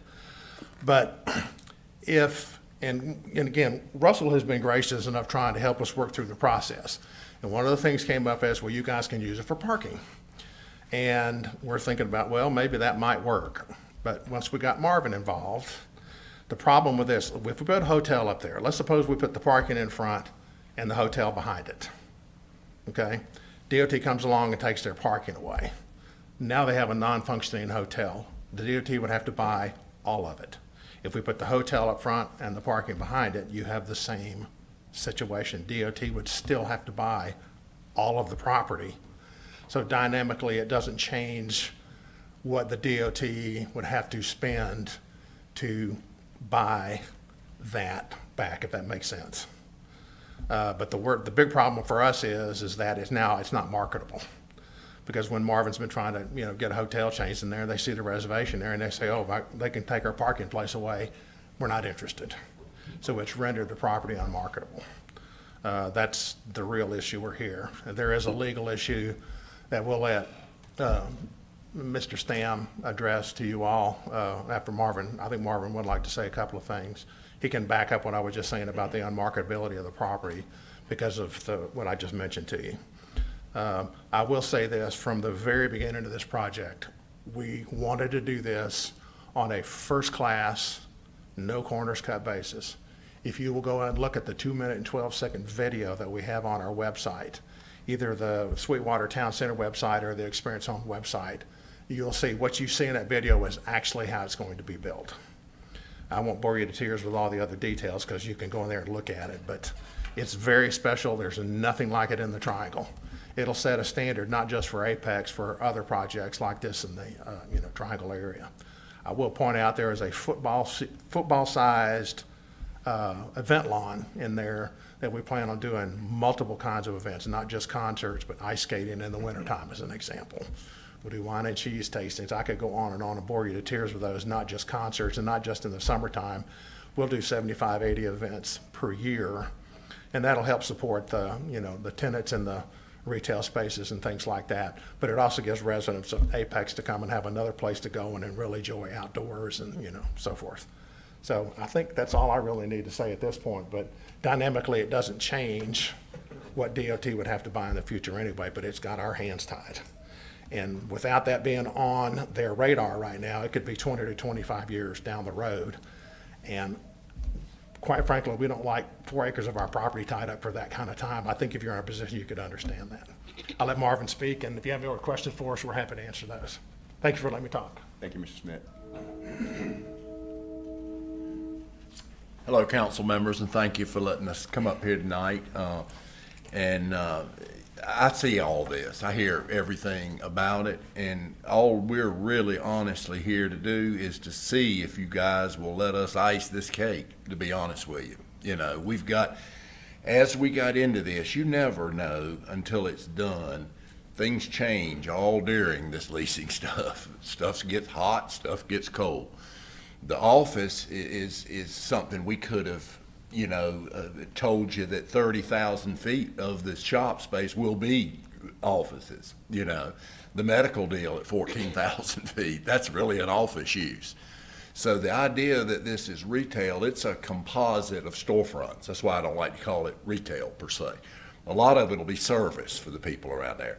But as we got into this, also we do have you a new grocery store that we can't announce right yet on the other side.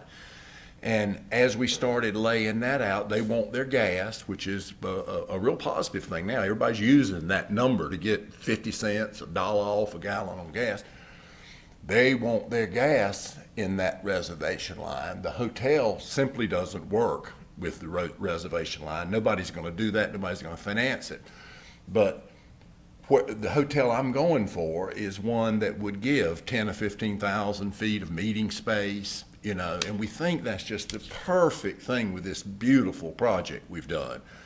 So we're asking for you to consider that. And from the standpoint of any questions you might have, we're here to answer them. And I think I'll turn it over to Mr. Stam from just the legal side, okay?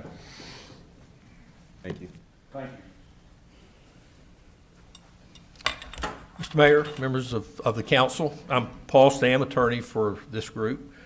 I live on Hunter Street here for the last 40 years. I was able to get here very quickly. I'll briefly state, although there was a big traffic jam right up here, I had to go all the way around. I'll briefly state Sweetwater's legal position. Our position has been shared in writing with your legal counsel in the past. I'm going to collapse it down to just very few minutes. At the planning board, the prevailing notion seemed to be that while the planning board understood the applicant's dilemma, the planning board believed that this dilemma could only be solved by this council, and we agree. The legal issue results from the confluence of some very old law with some very new law. First, the very old law, we go back to the 12th century, the statute Quia Emptoris, which is so old that it's part of the common law of North Carolina, in effect says that restraints on alienation, that is, restrictions on sale or giving away of property, are void as against public policy. This was a dispute between the eldest sons and the younger sons, the eldest wanting to keep everything together for 900 years, and the younger people not liking this idea, and they went to Parliament. So, many years ago, and this is important, the North Carolina Supreme Court decided that this law against these types of restrictions applied even if the owner of the property, Sweetwater, imposed a restriction on itself. It was still void. Fast forward to the 13th century. Magna Carta, you've heard of that, included a provision that has been part of the North Carolina Constitution for hundreds of years, the Due Process Clause, and that provision, as interpreted by our Supreme Court, requires the government to pay just compensation when it takes property. Now, we actually come to the newer part of the law. Just in the last few years, you may have heard of the MAP Act. Everybody heard of the MAP Act? This was a well-intended effort to reduce the cost of new roads, and it was in effect from 1987 till just in effect till 2 or 3 years ago. It was technically repealed just a couple of years ago, but in effect it's been repealed for a few years before that, because in a series of unanimous decisions of the North Carolina Supreme Court, it was held that the indefinite effect on property by unfunded road plans, entitled property owners to huge damages by inverse condemnation. Inverse condemnation is when the state doesn't start the lawsuit, but the property owner says, you took my property, pay. One of the, I think the cost of the state so far have already exceeded $1 billion. Because this is an inverse condemnation issue, the statutes say that the government also, and this is not true of most condemnations, also gets to pay the landowner's attorney's fees as well as loss of value and loss of use. So Sweetwater's view is that the town would be well advised to grant this rezoning, and if that doesn't happen, it would entitle either Sweetwater, I call Sweetwater, that's not the name of the corporation, to either a declaration that these reservations are void or to substantial damages. Any of us would be happy to answer questions if we can answer them. Any questions from council? At this time, is there a way that we can get a motion to go into closed session to consult with attorney? So moved. All right. Second. All right, have a motion and second. Any discussion on that? All in favor indicate by saying aye. Aye. Opposed, no. Mayor Pro Tem? Aye. All right, motion passed unanimously. Moving to closed session.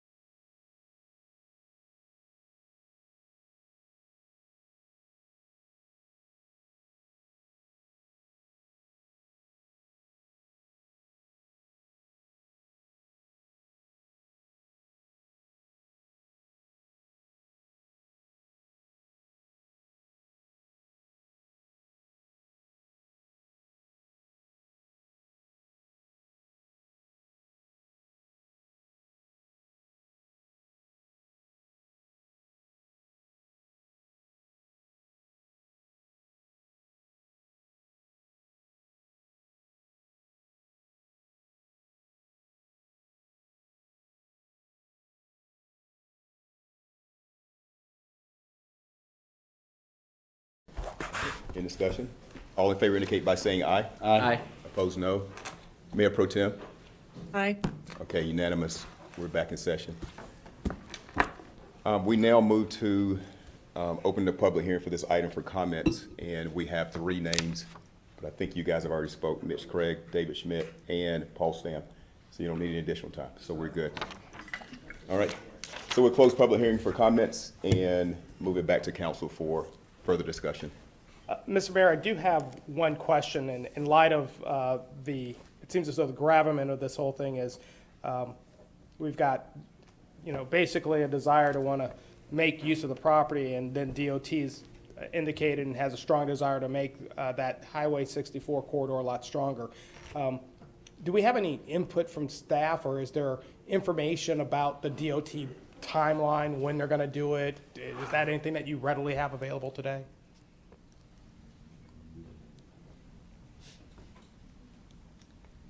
So NCDOT programs projects in a 10-year transportation improvement program. The first 5 years are considered committed projects, and the second 10 are considered subject to change.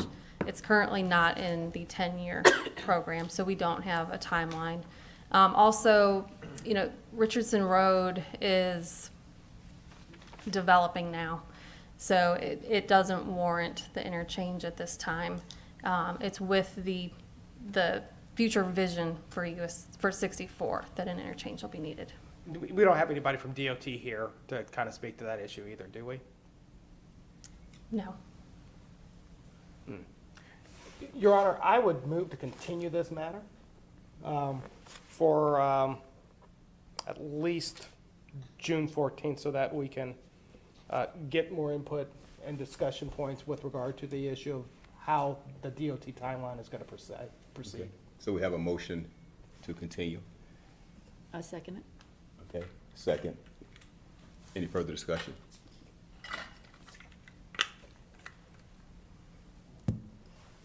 Okay. All right. All in favor indicate by saying aye. Aye. Opposed, no? No. All right, Mayor Pro Tem? Aye. Okay, motion passes 4-1. Okay, thank you.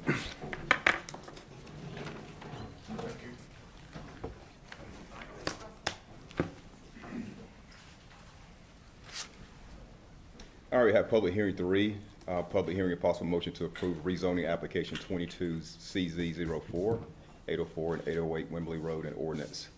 And staff request for this to be continued. Yes, we'd like for it to be continued to the May 10th meeting. Okay. Any discussion on that? Is there a motion? So moved. Second. All right, have a motion second. All in favor indicate by saying aye. Aye. Opposed, no. Mayor Pro Tem? Aye. All right, motion passes unanimously. It's continued. All right, we move now to new business. CJ Valenzuela, possible motion to provide financial support to Evergreen Construction Company. Good evening, Mayor, Council members. CJ Valenzuela, Housing Programs Manager. Before us tonight is new business item number 1, which is a possible motion to provide financial support to Evergreen Construction Company for the residential affordable housing senior rental project known as Abbey Spring in the form of a loan from the Affordable Housing Fund for permanent financing contingent upon final project approval, and to authorize the town manager to execute loan and project compliance documentation. The 2 items before you essentially is number 1, we have an affordable housing project before us coming back, Abbey Spring. Number 2, it's in the form of gap financing. So those 2 items have been identified by town council as high priority items, both in the affordable housing plan.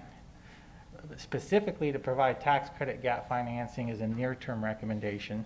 And in addition, within this fiscal year operating budget, in the strategic goal statements, to ensure that the town has a broad mix of housing and transportation options, along with implementing the affordable housing plan itself. I showed this slide to you just a couple weeks ago. We had a formal housing work session, and I know Councilmember Gant, you weren't able to make that. Hopefully you listened in. I watched it, yep. Okay, good. And so this is basically just to re-illuminate the fact that 22 years went by.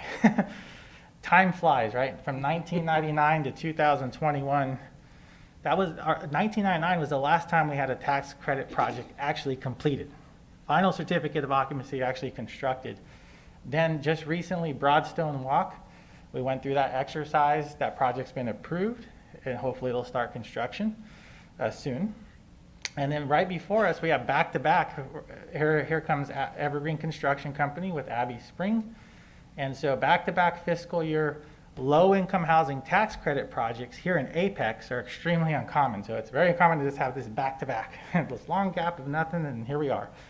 This provides extremely big, significant investment when we talk about these tax credit projects. And when I show you the budget breakdown, multiple layers of funding you have to get involved in order to make one of these deals work. So, including our affordable housing fund.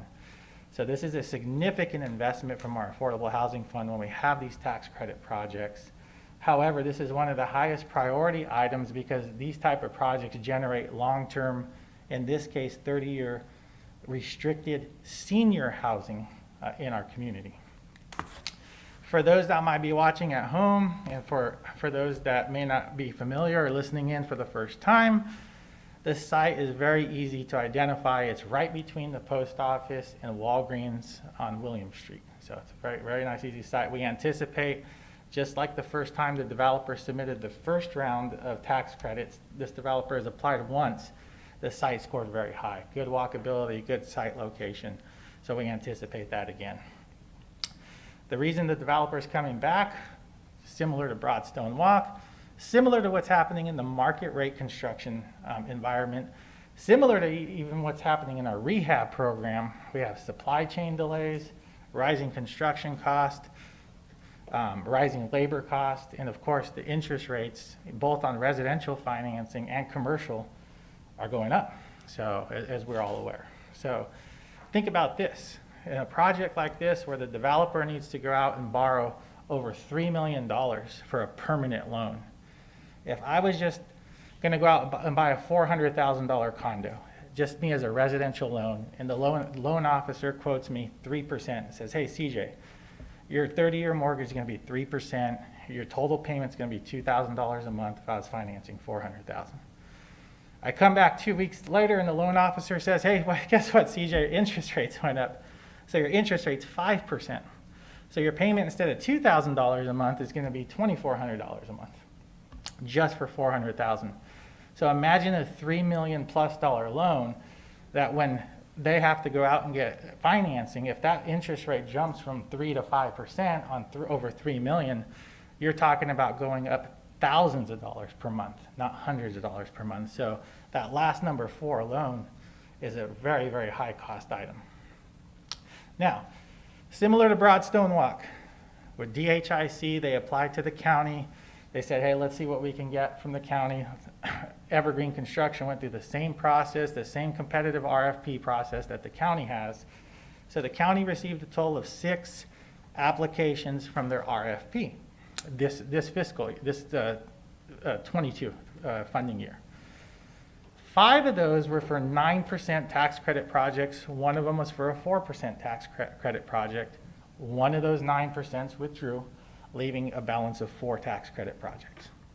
On the table before you is a list of the 4 active 9% tax credit projects. So we have the project before us, Abbey Spring here in Apex. The developer was eligible through the Wake County RFP to apply for $1,940,000. Wake County has a rating and ranking process.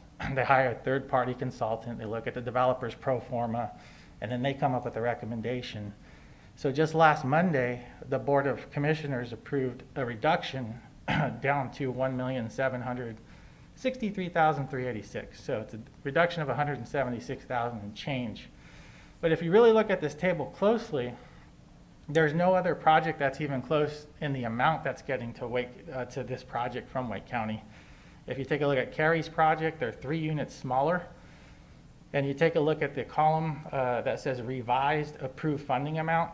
So they're going to get $847,000 and change. They're only going to get about $10,463,000 a unit. In the project in Lake Forest, it's gonna get, 516,000, and in the project in Raleigh, 652. So this project's getting 2 to 3 times more approximately than any other project, because partially, this is the deepest affordability project that was submitted to Wake County. This project alone, if you take a look, is gonna hit 30% extremely low income units, which is the deepest affordability. Even Broadstone Walk didn't do that. So this is a senior population, 55 and over, on fixed income. This developer is really trying to drive those rents and keep them low. So just if you look at the 30% AMI for Abbey Spring, 28 units. If you take a look at the 40% AMI, 12 units. Okay, if you just focus on those two columns for a second, that's 40 units at 30 and 40% AMI, which is the deepest affordability. Let's look at the Cary project. They got 21 units at 30%, which is strong, but they have no units at 40%. So they got about half. Wake Forest only has 16. The Raleigh project only has 20 between those 30 and 40%. This project almost has double the deepest affordability of any project. So when you go back and take a look at what Wake County's providing, that's partly why they need that subsidy, because they're not going to be collecting the rent levels of, the deeper the affordability, the less revenue you have coming in. Just natural fact. Can you explain why it's like this? Why is why did this pick those numbers, and the other ones didn't? I don't, because it adds to the cost of it. So I'm trying to figure out why these are all so different. Like, why they go with the 28 and 12 and not more? And it's not something, because we have no choice in what they do, right? Yeah, the developer has the luxury of being able to, they design their own pro forma. So they really, this developer here, Evergreen Construction in particular, has been known for hitting the deepest affordability, and trying to keep those rents low. But so many factors come into play. Land cost, the size of the site, how many units are involved in the project. There's just so many moving parts on the individual developer, how much they're gonna go get their permanent financing. There's so many moving parts. The individual developer is the one that will set forth what they believe they can try to pencil out. But they have certainly an uncertainty in meeting the numbers if they're having to kind of request this of us. Like, it seems like it seems like a lot of uncertainty that they're entering with those numbers when it requires us to do something. Yeah, that's why Wake County, when they took a look at the developer's pro forma, that's why they funded them a reduction. They didn't give them the full request because they looked at the pro forma and they said, look, that's great, your rents are below what the maximum North Carolina Housing Finance Agency allows, right? So therefore, we feel like you could adjust your rents up, and then we're gonna give you a lower amount because we felt like there's room in there in your budget to do that. So that was Wake County's predominant reason for lowering the amount, because they felt the developer had some room in their pro forma to raise rents. The developer's philosophy on the other side is, I want to keep as many 30%, 40%, those deepest affordability as I can. Their mission is not to make money. This is a nonprofit organization. Their mission is to provide the affordable housing, in this case, to seniors, so they want to keep those rents low. So it's that balancing act. The economics to me would suggest, though, that they would pick the cheapest area to go for the most affordability. Because it wouldn't rely on us to do anything, or it would be a smaller ask. And like that, not that we want necessarily to push it all to, I'm not sure what the cheapest is in Wake County. It's all pretty expensive now. Let's say Garner's the cheapest. Like, when they go for the project in Garner, that would have the highest number of the 30%ers, and they would do the least in Apex because it's one of the more expensive places in Wake County. It just depends. I mean, it all depends on the lot size. It depends on if the local jurisdiction is going to provide funding. It depends on the site, if it's going to score high enough to even qualify. So there's a lot of different factors. If you're just looking at it from that aspect, yes, it makes sense to go to a cheaper area, buy lower land cost. But are you going to be, But it's not like building the building's still going to cost roughly the same, That part's the same. 10 miles away. It's just Right. the land cost. This land cost here, I believe, is close to $2.5 million just for the land. Well, that's why I've said in the past, I do think we need to focus more on land acquisition, because then developing an Apex is the same as in Gardner, is the same as in wherever, if we're able to provide land. Yeah. These are the proposed rents. You can see there's some of the deepest affordability between $522 to $988 a month, which includes utilities. In addition to the 84 units, within the 84 unit development, there's 18 permanent supportive housing units for those that are deemed that have a disability or are homeless, and those that hold a Wake County voucher as well. So that's important to note because those are hard units to come by. So it's more than just seniors, there's actually that blended in. So when you take a look at the proposed financing structure, Wake County actually based on what they recommended, they lowered it from 1.94, which the developer applied to them for, and now they're funding 1.7. The developer still has to go out and get a permanent loan over $3 million, as we just talked about. The developer's also applying for the North Carolina Housing Finance Agency Rental Production Program loan, where there's Wake County's 1.7. And then town council to date has committed $171,700 in the form of a grant to reimburse this developer for their park in lieu fee. And then a $500,000 loan has already been committed. So $671,700 has already been committed. The additional ask, what Wake County is recommending, not only to lower it, they lowered theirs from 1.9 to 1.7.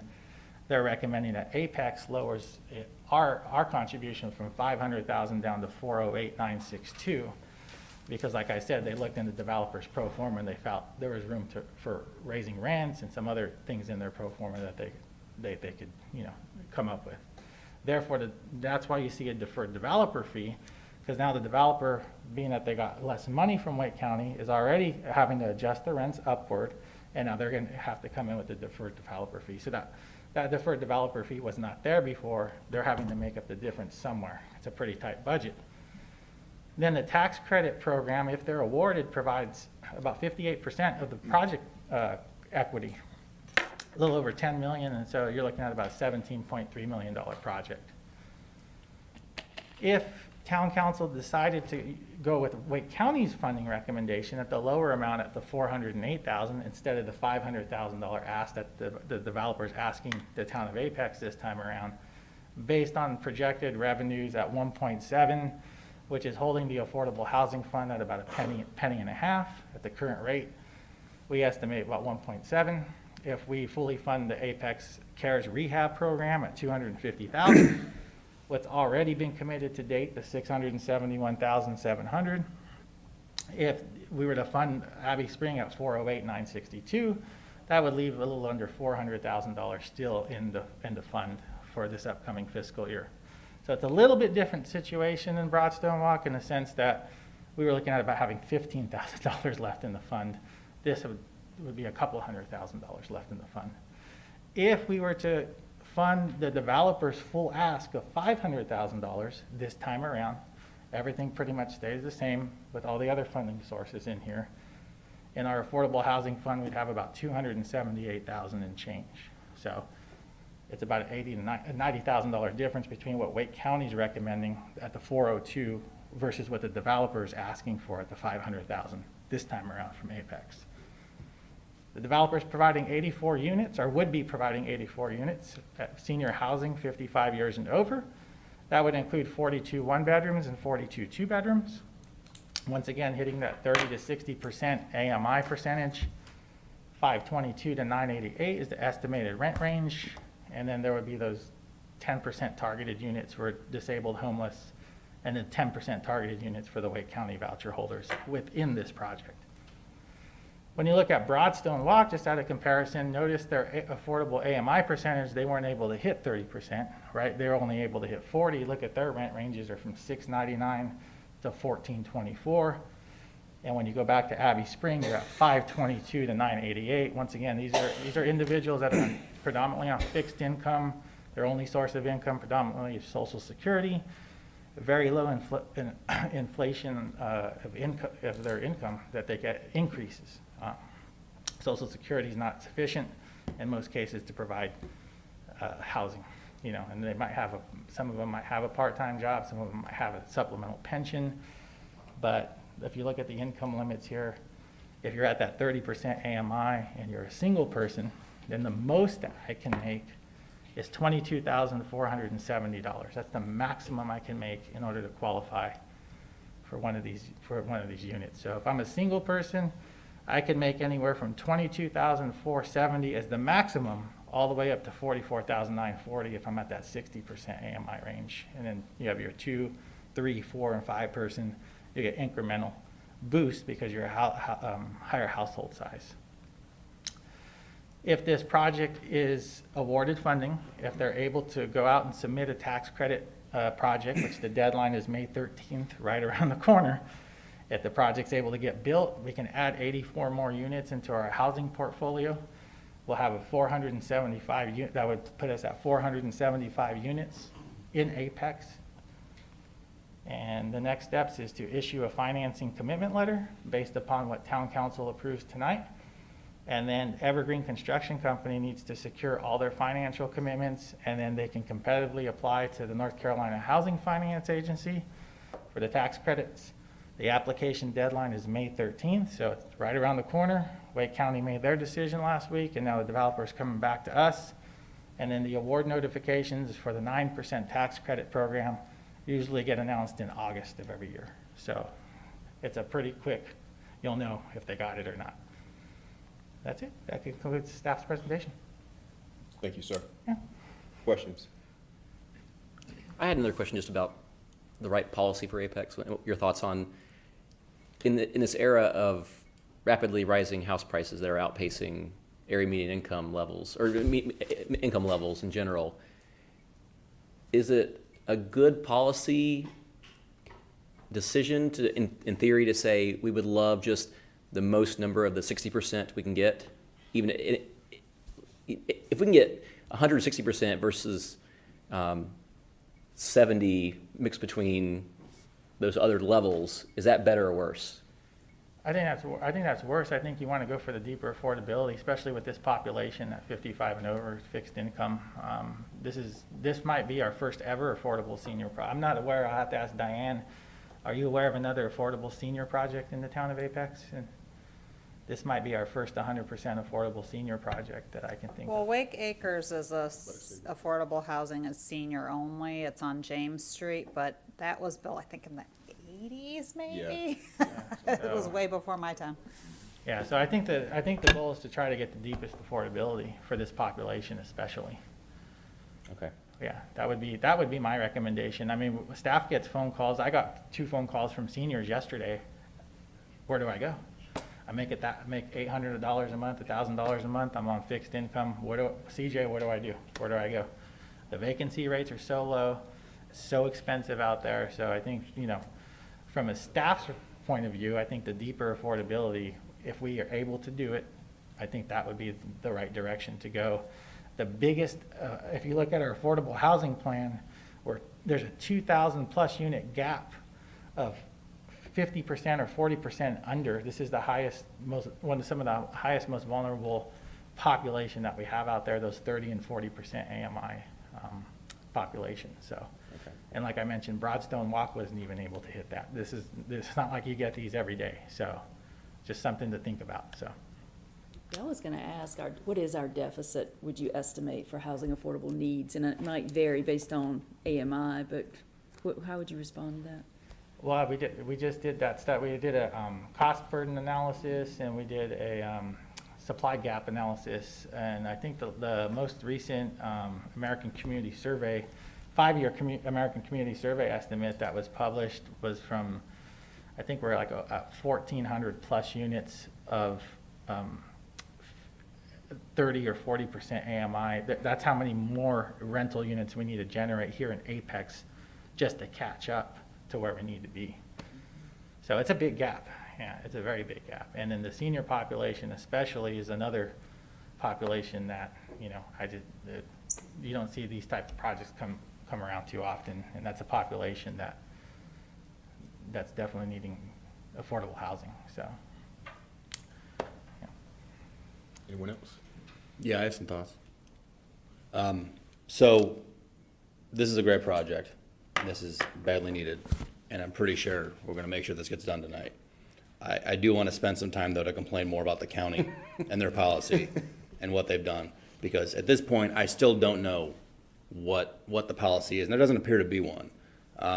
I was happy to see with the list of ones that they approved, Raleigh made a significant contribution, more than the county actually. I think they actually contributed over 100% of what the county did. Cary, I calculated about 64% or something. Depending on what we do here today, it's between 50 and 66% what we're asked to do. Wake Forest didn't chip in anything. I think that for affordable housing for us to address this problem in Wake County, we need every municipality on board chipping in money and making this work, not just Apex and Cary and Raleigh. And I think it's on the county to create a set of policies that encourage other municipalities to get involved. And my concern has always been that they haven't done that. That what they've done is, they have their rules and they have their RFPs and they have their formulas, and it's all great. But they rely on people like Apex and Cary and Raleigh to chip in to fund the gap and allow them to put their dollars elsewhere, which makes the most sense for getting stuff done if you look at, like you zoom in on them. But if you zoom out, like their ability to move dollars elsewhere discourages other places from contributing money the way Apex has. So you could argue that at a macro level, like the policy is harmful. Like if Holly Springs and Fuquay and Garner aren't going to chip in and create these funds the way we have, in 10 years, less money is going to this than if they had put a more policy in place. And I've said this before, and I'll probably say it again. And that's why I asked you the questions. Like, have they, like last time with Broadstone Walk, I asked them, like, listen, put in a policy in place that's clear to everyone, that encourages towns to get involved. Let towns know that our dollars are being leveraged to bring additional affordable housing to Apex that wouldn't have happened if we weren't here. That's what I want to know. That's how we can go to the taxpayers and say, hey, this is an investment we're making. This project wouldn't have happened if we didn't do this. That's why I bring up buying land, because that's directly creating a project that wouldn't have happened if we weren't there, and that's clearly in our interest to do, and that's something I'd like to see. With stuff like this, I mean, there's an opportunity cost here. This is the third year of the Affordable Housing Fund, and we've spent it all on 2 projects and the rehabilitation program, all sorts of stuff. No land has been purchased. No funds have accumulated to allow us to make a big land purchase in the future. And that bugs me. So I continue to be a little irritated about the county not setting forth a clear set of incentives. We mentioned in the email earlier, I asked what it was, and you said, well, they haven't had one yet, and I think you pointed out that part of their RFP process mentions projects secured, seek to leverage funds where eligible, will be given preference, which is great. Like that's like a little bit kind of what I'm looking for, but I'd be more satisfied if there was a score associated with it. Like Apex got 10 bonus points if we chipped in X% of the county. Yeah. Fantastic. Let's go get bonus points. There was a score. It just wasn't very high for the local matching, is what I saw. That was one of the scoring things, right? There's a financial criteria in their scoring metric, but there's no, what Councilmember Mahaffey's asking, which we have relayed to the county Councilmember Mahaffey after we went through the Broadstone Walk exercise. And as a matter of fact, I even had the county representative there at the study session just 3 weeks ago. We have relayed that message that's loud and clear. Diane's even been on a call with me with their staff, so we relayed that, and as of today, to our staff's knowledge, that there has not been, we don't have any documented steps that they've taken or action to create a standalone policy, which would basically state something like, for every dollar that Apex puts in our local municipality, then they'll have some type of pro rata share percentage or funding level that they will be able to help offset, but right now they only have their RFP formula. They don't have a set policy. They have a preference within their RFP program, and to our knowledge, that's what they're going to stick with. Yeah. But we have relayed that, so I just want to let you know, put that on record, that our staff has had discussions with them as well. Thank you. Yes, I'm sure. Where's our formula? Like they have an RFP formula, which you put in 1.94 million, and out came 1.76 million from their formula, and the gap there, I guess we just have to make up. Like, who's the lender of last resort here to make sure this project happens? Is it us or the county? That's it. Right now, it's us. We're the last stop. So the precedent has been the developers go to the county, see what the county's able to be awarded, and then they come to Apex to fill in the last remaining, the gap. We're the lowest funder on the totem pole. We're looking at putting in about 6%. the definition of gap financing, by all means, even if we, you know, even at this level, if you look at what we're proposing to put in, either 6.23, if you go that route, or if you go with the 500,000, 6.75, by definition, that's gap financing. I mean, that to me, if you look at it reasonable, I mean, for every dollar we're putting in, someone's putting in 93 cents or whatever. If you look at it that way, that's an excellent funding leverage ratio. If I was putting in a grant application to HUD, that'd be like, great, phenomenal, you're under 10%. So it just depends how you look at it. So if you're, you know, if the goal in the affordable housing plan is to provide gap financing, that is gap financing. 5-6% is very reasonable to put in the project. But there's no policy that the county has, like Councilmember Mahaffey's saying, to make it clear on the direction, so a municipality knows what, like for example, so if there was a policy, then we would know how much Wake County, you know, we would know our pro rata share up front to make it, you know, go. But we don't have that. So the precedent is, let's go to Wake County, let's maximize their funding first, and then we come to Apex to fill in the gap. Yeah. We're in the order of liens on this property, we're going to be the third lien holder in here. So we're the smallest funder in this project, and we're providing gap financing. So, I mean, it just depends how you look at it. So. Yeah, and I would say that precedent that you laid out again, where we go with them, we maximize their share. And then the step in between is they put out a press release and they pat themselves on the back and say, look, it's great, we did this thing. And it hasn't even come to us yet, and we haven't even seen it, and yet we're asked to cover the gap that they reduced. I know that's not the most important thing here, but that's also happening in all these projects. We should at least be a footnote on the press release. No big deal. But that process to me seems broken. That's not the way this should work. Usually the lender of last resort is a guy with the biggest pockets standing in the back who's able to make stuff work. And they set a policy for expectations of the other guys in the room. And we don't have the deepest pocket here. And I'm happy contributing whatever we need to make projects like this work. I'll reiterate my point from earlier. My concern is that the way the policy is set up now, the county is not maximizing the potential affordable housing contribution from the other 9 municipalities who hasn't done this yet. I don't know why, if I live in Gardner, I would want to create an affordable housing fund when it's just going to, become volunteering to be the lender of last resort for these projects. So that kind of bugs me. So I don't know what to say, except maybe we should adopt a policy. If the county should have one, maybe we should say one saying we're going to match the county, 50 cents on their dollar for whatever they put in for a project, or 66 cents, whatever the right number is. We can look at it and then let them know this is what we're going to do, and do whatever you want, but we're not going to change. Like this, that's the money that we're going to put to it. We'll make it happen, and that might at least give them an incentive to drive dollars to Apex to leverage their money, in a definitive way with our money. So. All right, Councilman, thank you so much. I hate to do this. I need to take a 10-minute recess, and we'll come right back. Thank you.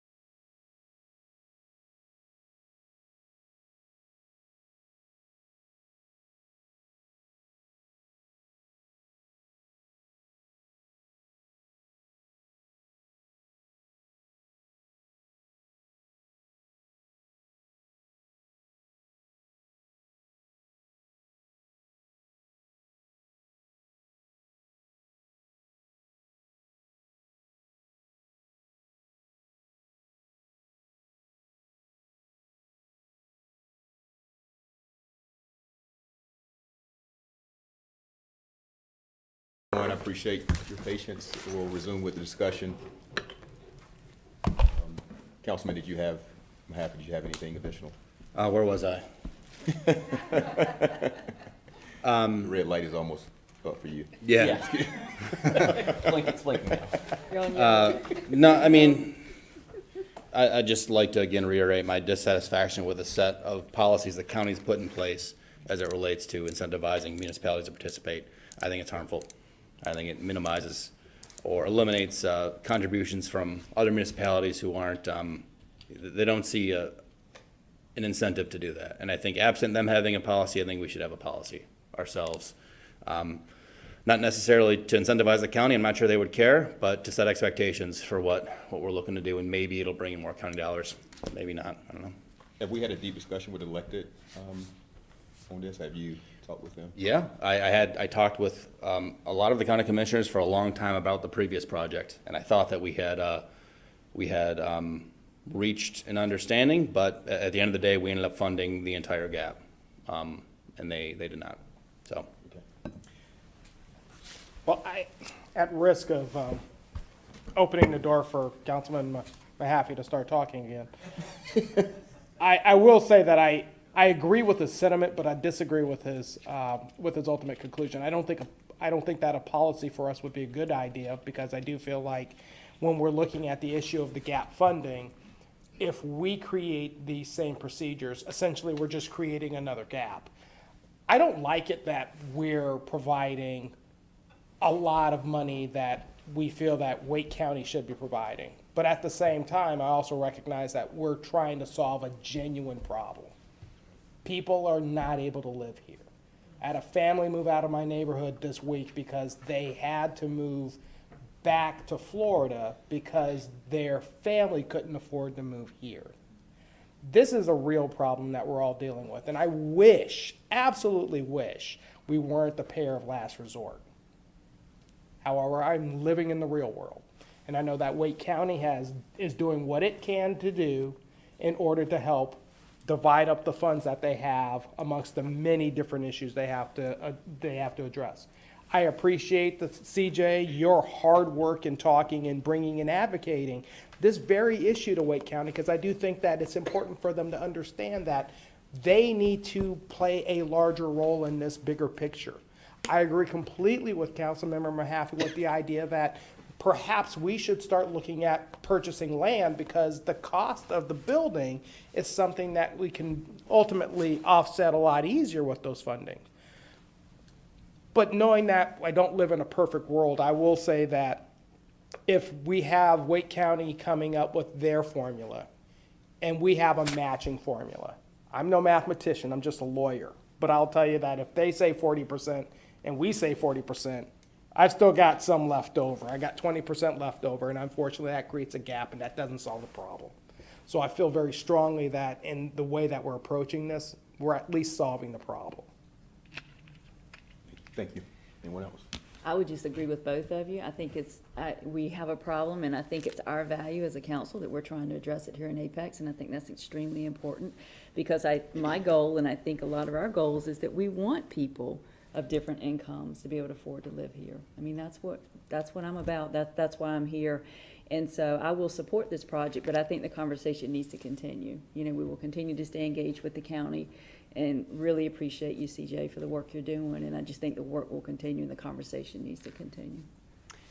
And regarding policy, this is kind of secondary, I think, to this project, but I think a discussion about these income levels and money put toward them is worthy of having amongst the Housing Advisory Board and us, because something where it's like $15,000 per unit for the 30% versus like $8,000 per unit for the 60%, and that I think that discussion is worth having, because it effectively is a difference in price that we're paying for these things. So it's basically money left over that we're not having in terms of the remaining fund balance of this fund. But I mean, I think there's a lot of value in having that kind of as a goal, I think, and having a policy discussion about those different levels, because I personally think the more numbers you have, the better, even if it's not quite as affordable. But that's I think, a policy discussion I think that's worth is worth having amongst ourselves. So if that is a possible topic for that board and for you to think about and bring back to us, I think that would be really helpful. And I'm not sure what the number should be. I was throwing out numbers kind of randomly in that case, but we're seeing the price per unit, but it's all kind of smeared over all the units here. And if a developer comes in and says, all I want to do is 60% and I can do a lot of them, then that should be kind of built into the price that we're willing to pay if we had these goals like this. So, Thank you, sir. Mayor Pro Tem Killingsworth.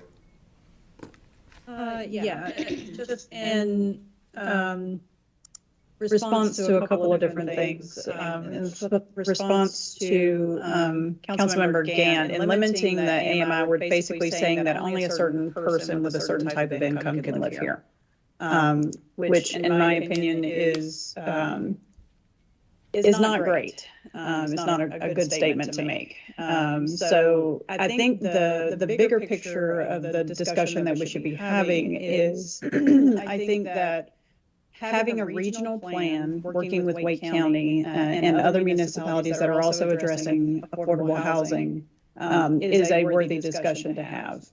We do have other municipalities that have an affordable housing plan or policy that they're working toward or putting money toward it in some way. And I think in having discussions with some of the Wake County commissioners and other municipalities that do have an affordable housing plan, most seem willing to have that discussion and working toward that. It would allow us to talk about the different AMIs and different projects and things like that to be able to address it more in a regional manner throughout the county. So I think that that's an important way to be able to address that. In response to Councilmember Mahaffey talking about a policy, if we set a policy like that, just like Councilmember Gray was saying, that policy could torpedo a project for a couple $100,000 that could potentially help close to 100 people or more. So these are the types of consequences in making that type of policy that we have to think about. I literally had somebody today contact me about this very project. So people are watching and people are anticipating having senior affordable housing within the Apex that we really don't have a lot of access to. My goal, and I think a lot of our goal, is that we're trying to have the built affordable units on the ground to address a real crisis for people with fixed income or low income. And I think this project does that in a very wonderful way. And if us using our affordable housing fund, giving more money to allow that to happen, can do that, then I'm all for it. Thank you, Mayor Pro Tem. All right. So I'll just add one thing. I mean, most things have been covered tonight. It's right here in front of us. It's an easy decision. We committed to this in 2020, and it's time to move forward. The stories I get are endless. I get one a day sometimes on social media or just phone calls or visits to my office. So we have something right in front of us. We have long-term issues to work out as well. But tonight is an opportunity to make impact, and I'm waiting for that motion. I make a motion, we approve. Second. All right. Any Approve further what? discussion? I think there was a fill in the blank here as to what amount we would loan. Yeah, the two scenarios are, I'm glad you brought that, the two scenarios are, just to make it clear, is for the council to consider approving funding option number one at the $408,962 level, or funding option number two, which is what the developer is asking, which is the full $500,000. So really, that's the two scenarios. So that's what we need clarified in the motion as well. So thank you. Well, why don't we have some discussion? Does council have a preference on the amounts? We haven't had discussion about that. Can I ask, I had a question about this. So how much of the 9% LIHTC ranking will be affected by this decision, if any, and the scoring for that? I actually would like to turn it over to the developer who's here. We have Tim Morgan, president of Evergreen Construction Company. He can tell you a little bit about his project, and thank you for making it, Tim. Good evening. Tim Morgan with Evergreen Construction Company, 5711 Six Forks Road in Raleigh. Great discussion tonight, but just a couple of points of clarification. CJ said that Evergreen is a nonprofit. We are a for-profit company, although some years I'm not so sure. Secondly, there's been discussion about the different median income set-asides. 30, 40, 50, 60. Okay, the agency, the Housing Finance Agency, when you're in the metro, requires all developers to have 25% at 30% and below. If you also ask for money from the agency, from their RPP, then they require that 40% of those units be at 50% of median and below. So there are some requirements there. On top of that, Wake County has a priority for 50% and below. So that's where I chose, instead of putting them at 50, I put them at 40. Also with Wake County, as CJ laid out to you both in the work session here tonight, you know, there is a formula based, and I asked for the max. And so you get X amount of dollars for how many 60% you have, how many 50s, 40s, and 30s. So the Wake County's number goes up the more you target the lower income. So I asked for $1.94 million. That was the max. Staff calls back and says, we think this number. And I remind the staff, I said, no, it's the $1.94 million I need the max. And so, to put it bluntly, Mr. Matheny, county staff likes to be able to stand up in front of the Board of Commissioners and say, we asked the developers to sharpen their pencils, and we were able to reduce their funding request by $500,000, and all of them shake their head and think, this is great, way to go, staff. They're not watching this, right? I'm sure they are. So, the other thing that's out of my control, as well as any other developer, is the Housing Finance Agency has construction cap numbers. It's for the sticks and the bricks. You have your house, it goes up. It's $95,000 a unit. The reality is right now, it's more like $120,000 a unit. If you go and submit that application using real numbers, you take a negative 10 points and you don't get funded. So the agency is basically telling us what number we're going to use. That's the little secret here. So they cut my number, and likewise, I know there's been a lot of discussion with the DHIC. I get your concern. You kind of like a 2-to-1 ratio, if not greater. You cut my number. I'm in the hole already out the gate. I told the county staff, you can cut it now, but I will be back to ask for more in a year from now. So that's the reality. It's very competitive. If you go to the agency's website, it says on there, each applicant has a 25% chance of success. So those are not good odds, and we're spending hard money right now. But we think it's a good project. We keep our fingers crossed. Hopefully it gets funded this year, but we'll know in August. I appreciate what this board has done in committing already $500,000 from last cycle, as well as the grant. I need more, and I need more, because the numbers that we have to use are not right. I'm here for any other questions, if you've got them. And one more thing. Talking about, you know, why, to Mr. Killingsworth, why not we just do more 60%ers? Well, you have those rules that require you got to target some at 30%, some at 50%. The county has also rules as well. But we have a project in Raleigh and one in Wake Forest. They're comparable sizes, 80, 84 units. So I did a survey. Average age is 67 years of old, single, female, 23 to 24,000 a year. That's not a lot. So they don't have an income earning potential. They're retired, they're getting Social Security. So saying we can jack those rents up or just do them all at 60%, those are the last units that we lease up. It's the 30s, they go like 30, 40, 50, then 60 are the last ones that are leased up. Thank you so much Thank you. for your commitment. Could I ask you a question, Mr. Morgan?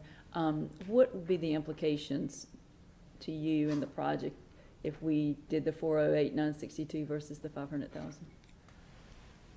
It just makes that hole bigger. Because if you figure the agency's making us use 95,000 a unit, the numbers really today are coming in at 120 a unit. 25,000 times 84.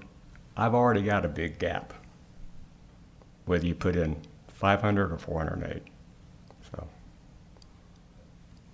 Easy decision. Thank you.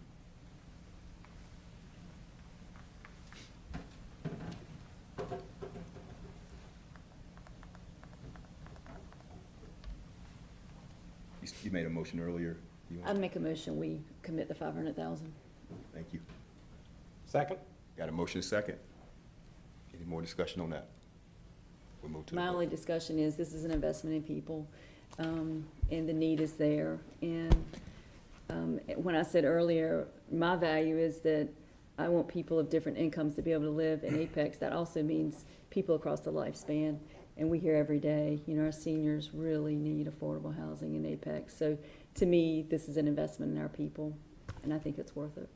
And I just want to quickly clarify, I'm all for investing in people. My objections are not towards this project or affordable housing in Apex altogether. My concerns actually are that we are not doing enough affordable housing in this county, and we haven't put the policies in place to maximize that. Absolutely. And I So- totally understand and agree with you, Mr. Mahaffey. And I think maybe part of our role is to try to lead the way in the conversation with the county, you know, and try to be more of an example and you know, be as much of a leader as we can on this, because I agree with you. I would also add that the state and federal people are not helping us either, and it's putting it on the localities to try to do this. I mean, that 9% thing being so competitive to me is ridiculous. Like that program needs way more money, so it's not as competitive. And 25% is for these good projects is ridiculous. It should be much higher, but yeah, that's not. Well, that's our problem. Yeah, and I always bring up, you know, we can only control 27502 and whatever the other zip code is. So, Yeah. I mean, so we got to make these decisions. So thank you for your motion. And second by Mr. Mr. Gray. Are y'all ready to vote? Yeah. All right. All in favor indicate by saying aye. Aye. Opposed, no. All right, Mayor Pro Tem Killingsworth. Aye. All right, motion passed unanimously. Thank you, everyone. All right. Okay, updates. Manager Crosby.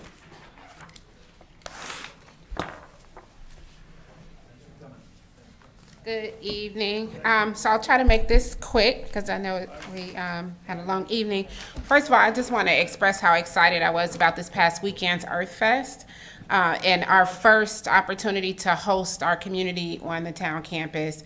It was a great event. It felt very open and welcoming. It was beautiful to see the children playing in the middle of the town campus, and we're looking forward to having more events on our campus. So that was very exciting. I just want to say kudos to Megan and Val for the hard work that they put in putting that together, and we're looking forward to hosting that next year. Secondly, I also want to say congratulations and kudos to Belinda in our finance department. She was the peak performer for this past month and went above and beyond on behalf of a family member of actually one of our other employees. And so just, you know, that is the example that we want to set with our employees, not only going above and beyond for our teammates, but going above and beyond for our community. And that's what the Peak Performer Award is about. I think Apex Day is this weekend, and so we'll be out on Saturday volunteering. I'll be at the Habitat House on Saturday, so I hope to see all of you out and our community members out. So I'm looking forward to that. And then I just want to say thank you to our town employees for on behalf of Public Service Recognition Week. When I first started my career, I did not know that public service was an option. And when I did find out that it was an option, I fell in love with being a public servant. And it is really a meaningful career opportunity. And so I wanted to say thank you, because a lot of times the work that we do can be thankless and hard work. But I think that, one of the things I've learned from being here in my short period of time is how much our folks really enjoy providing services to our residents. So I just want to say that I really appreciate all of them. And then last but not least, I want to say happy birthday to Sean, whose birthday is today, and Marty, whose birthday is next Friday. So happy birthday to both of you. And I'm looking forward to, we celebrated Sean today, and looking forward to celebrating Marty next week. So. And Mr. Crosby, what time is the Habitat bill? 8:30. 8:30. 8:30 to 11:30, I believe. Okay, thank you. And I just want to add my thanks to staff for EarthFest. That was amazing. I was out there with my kids.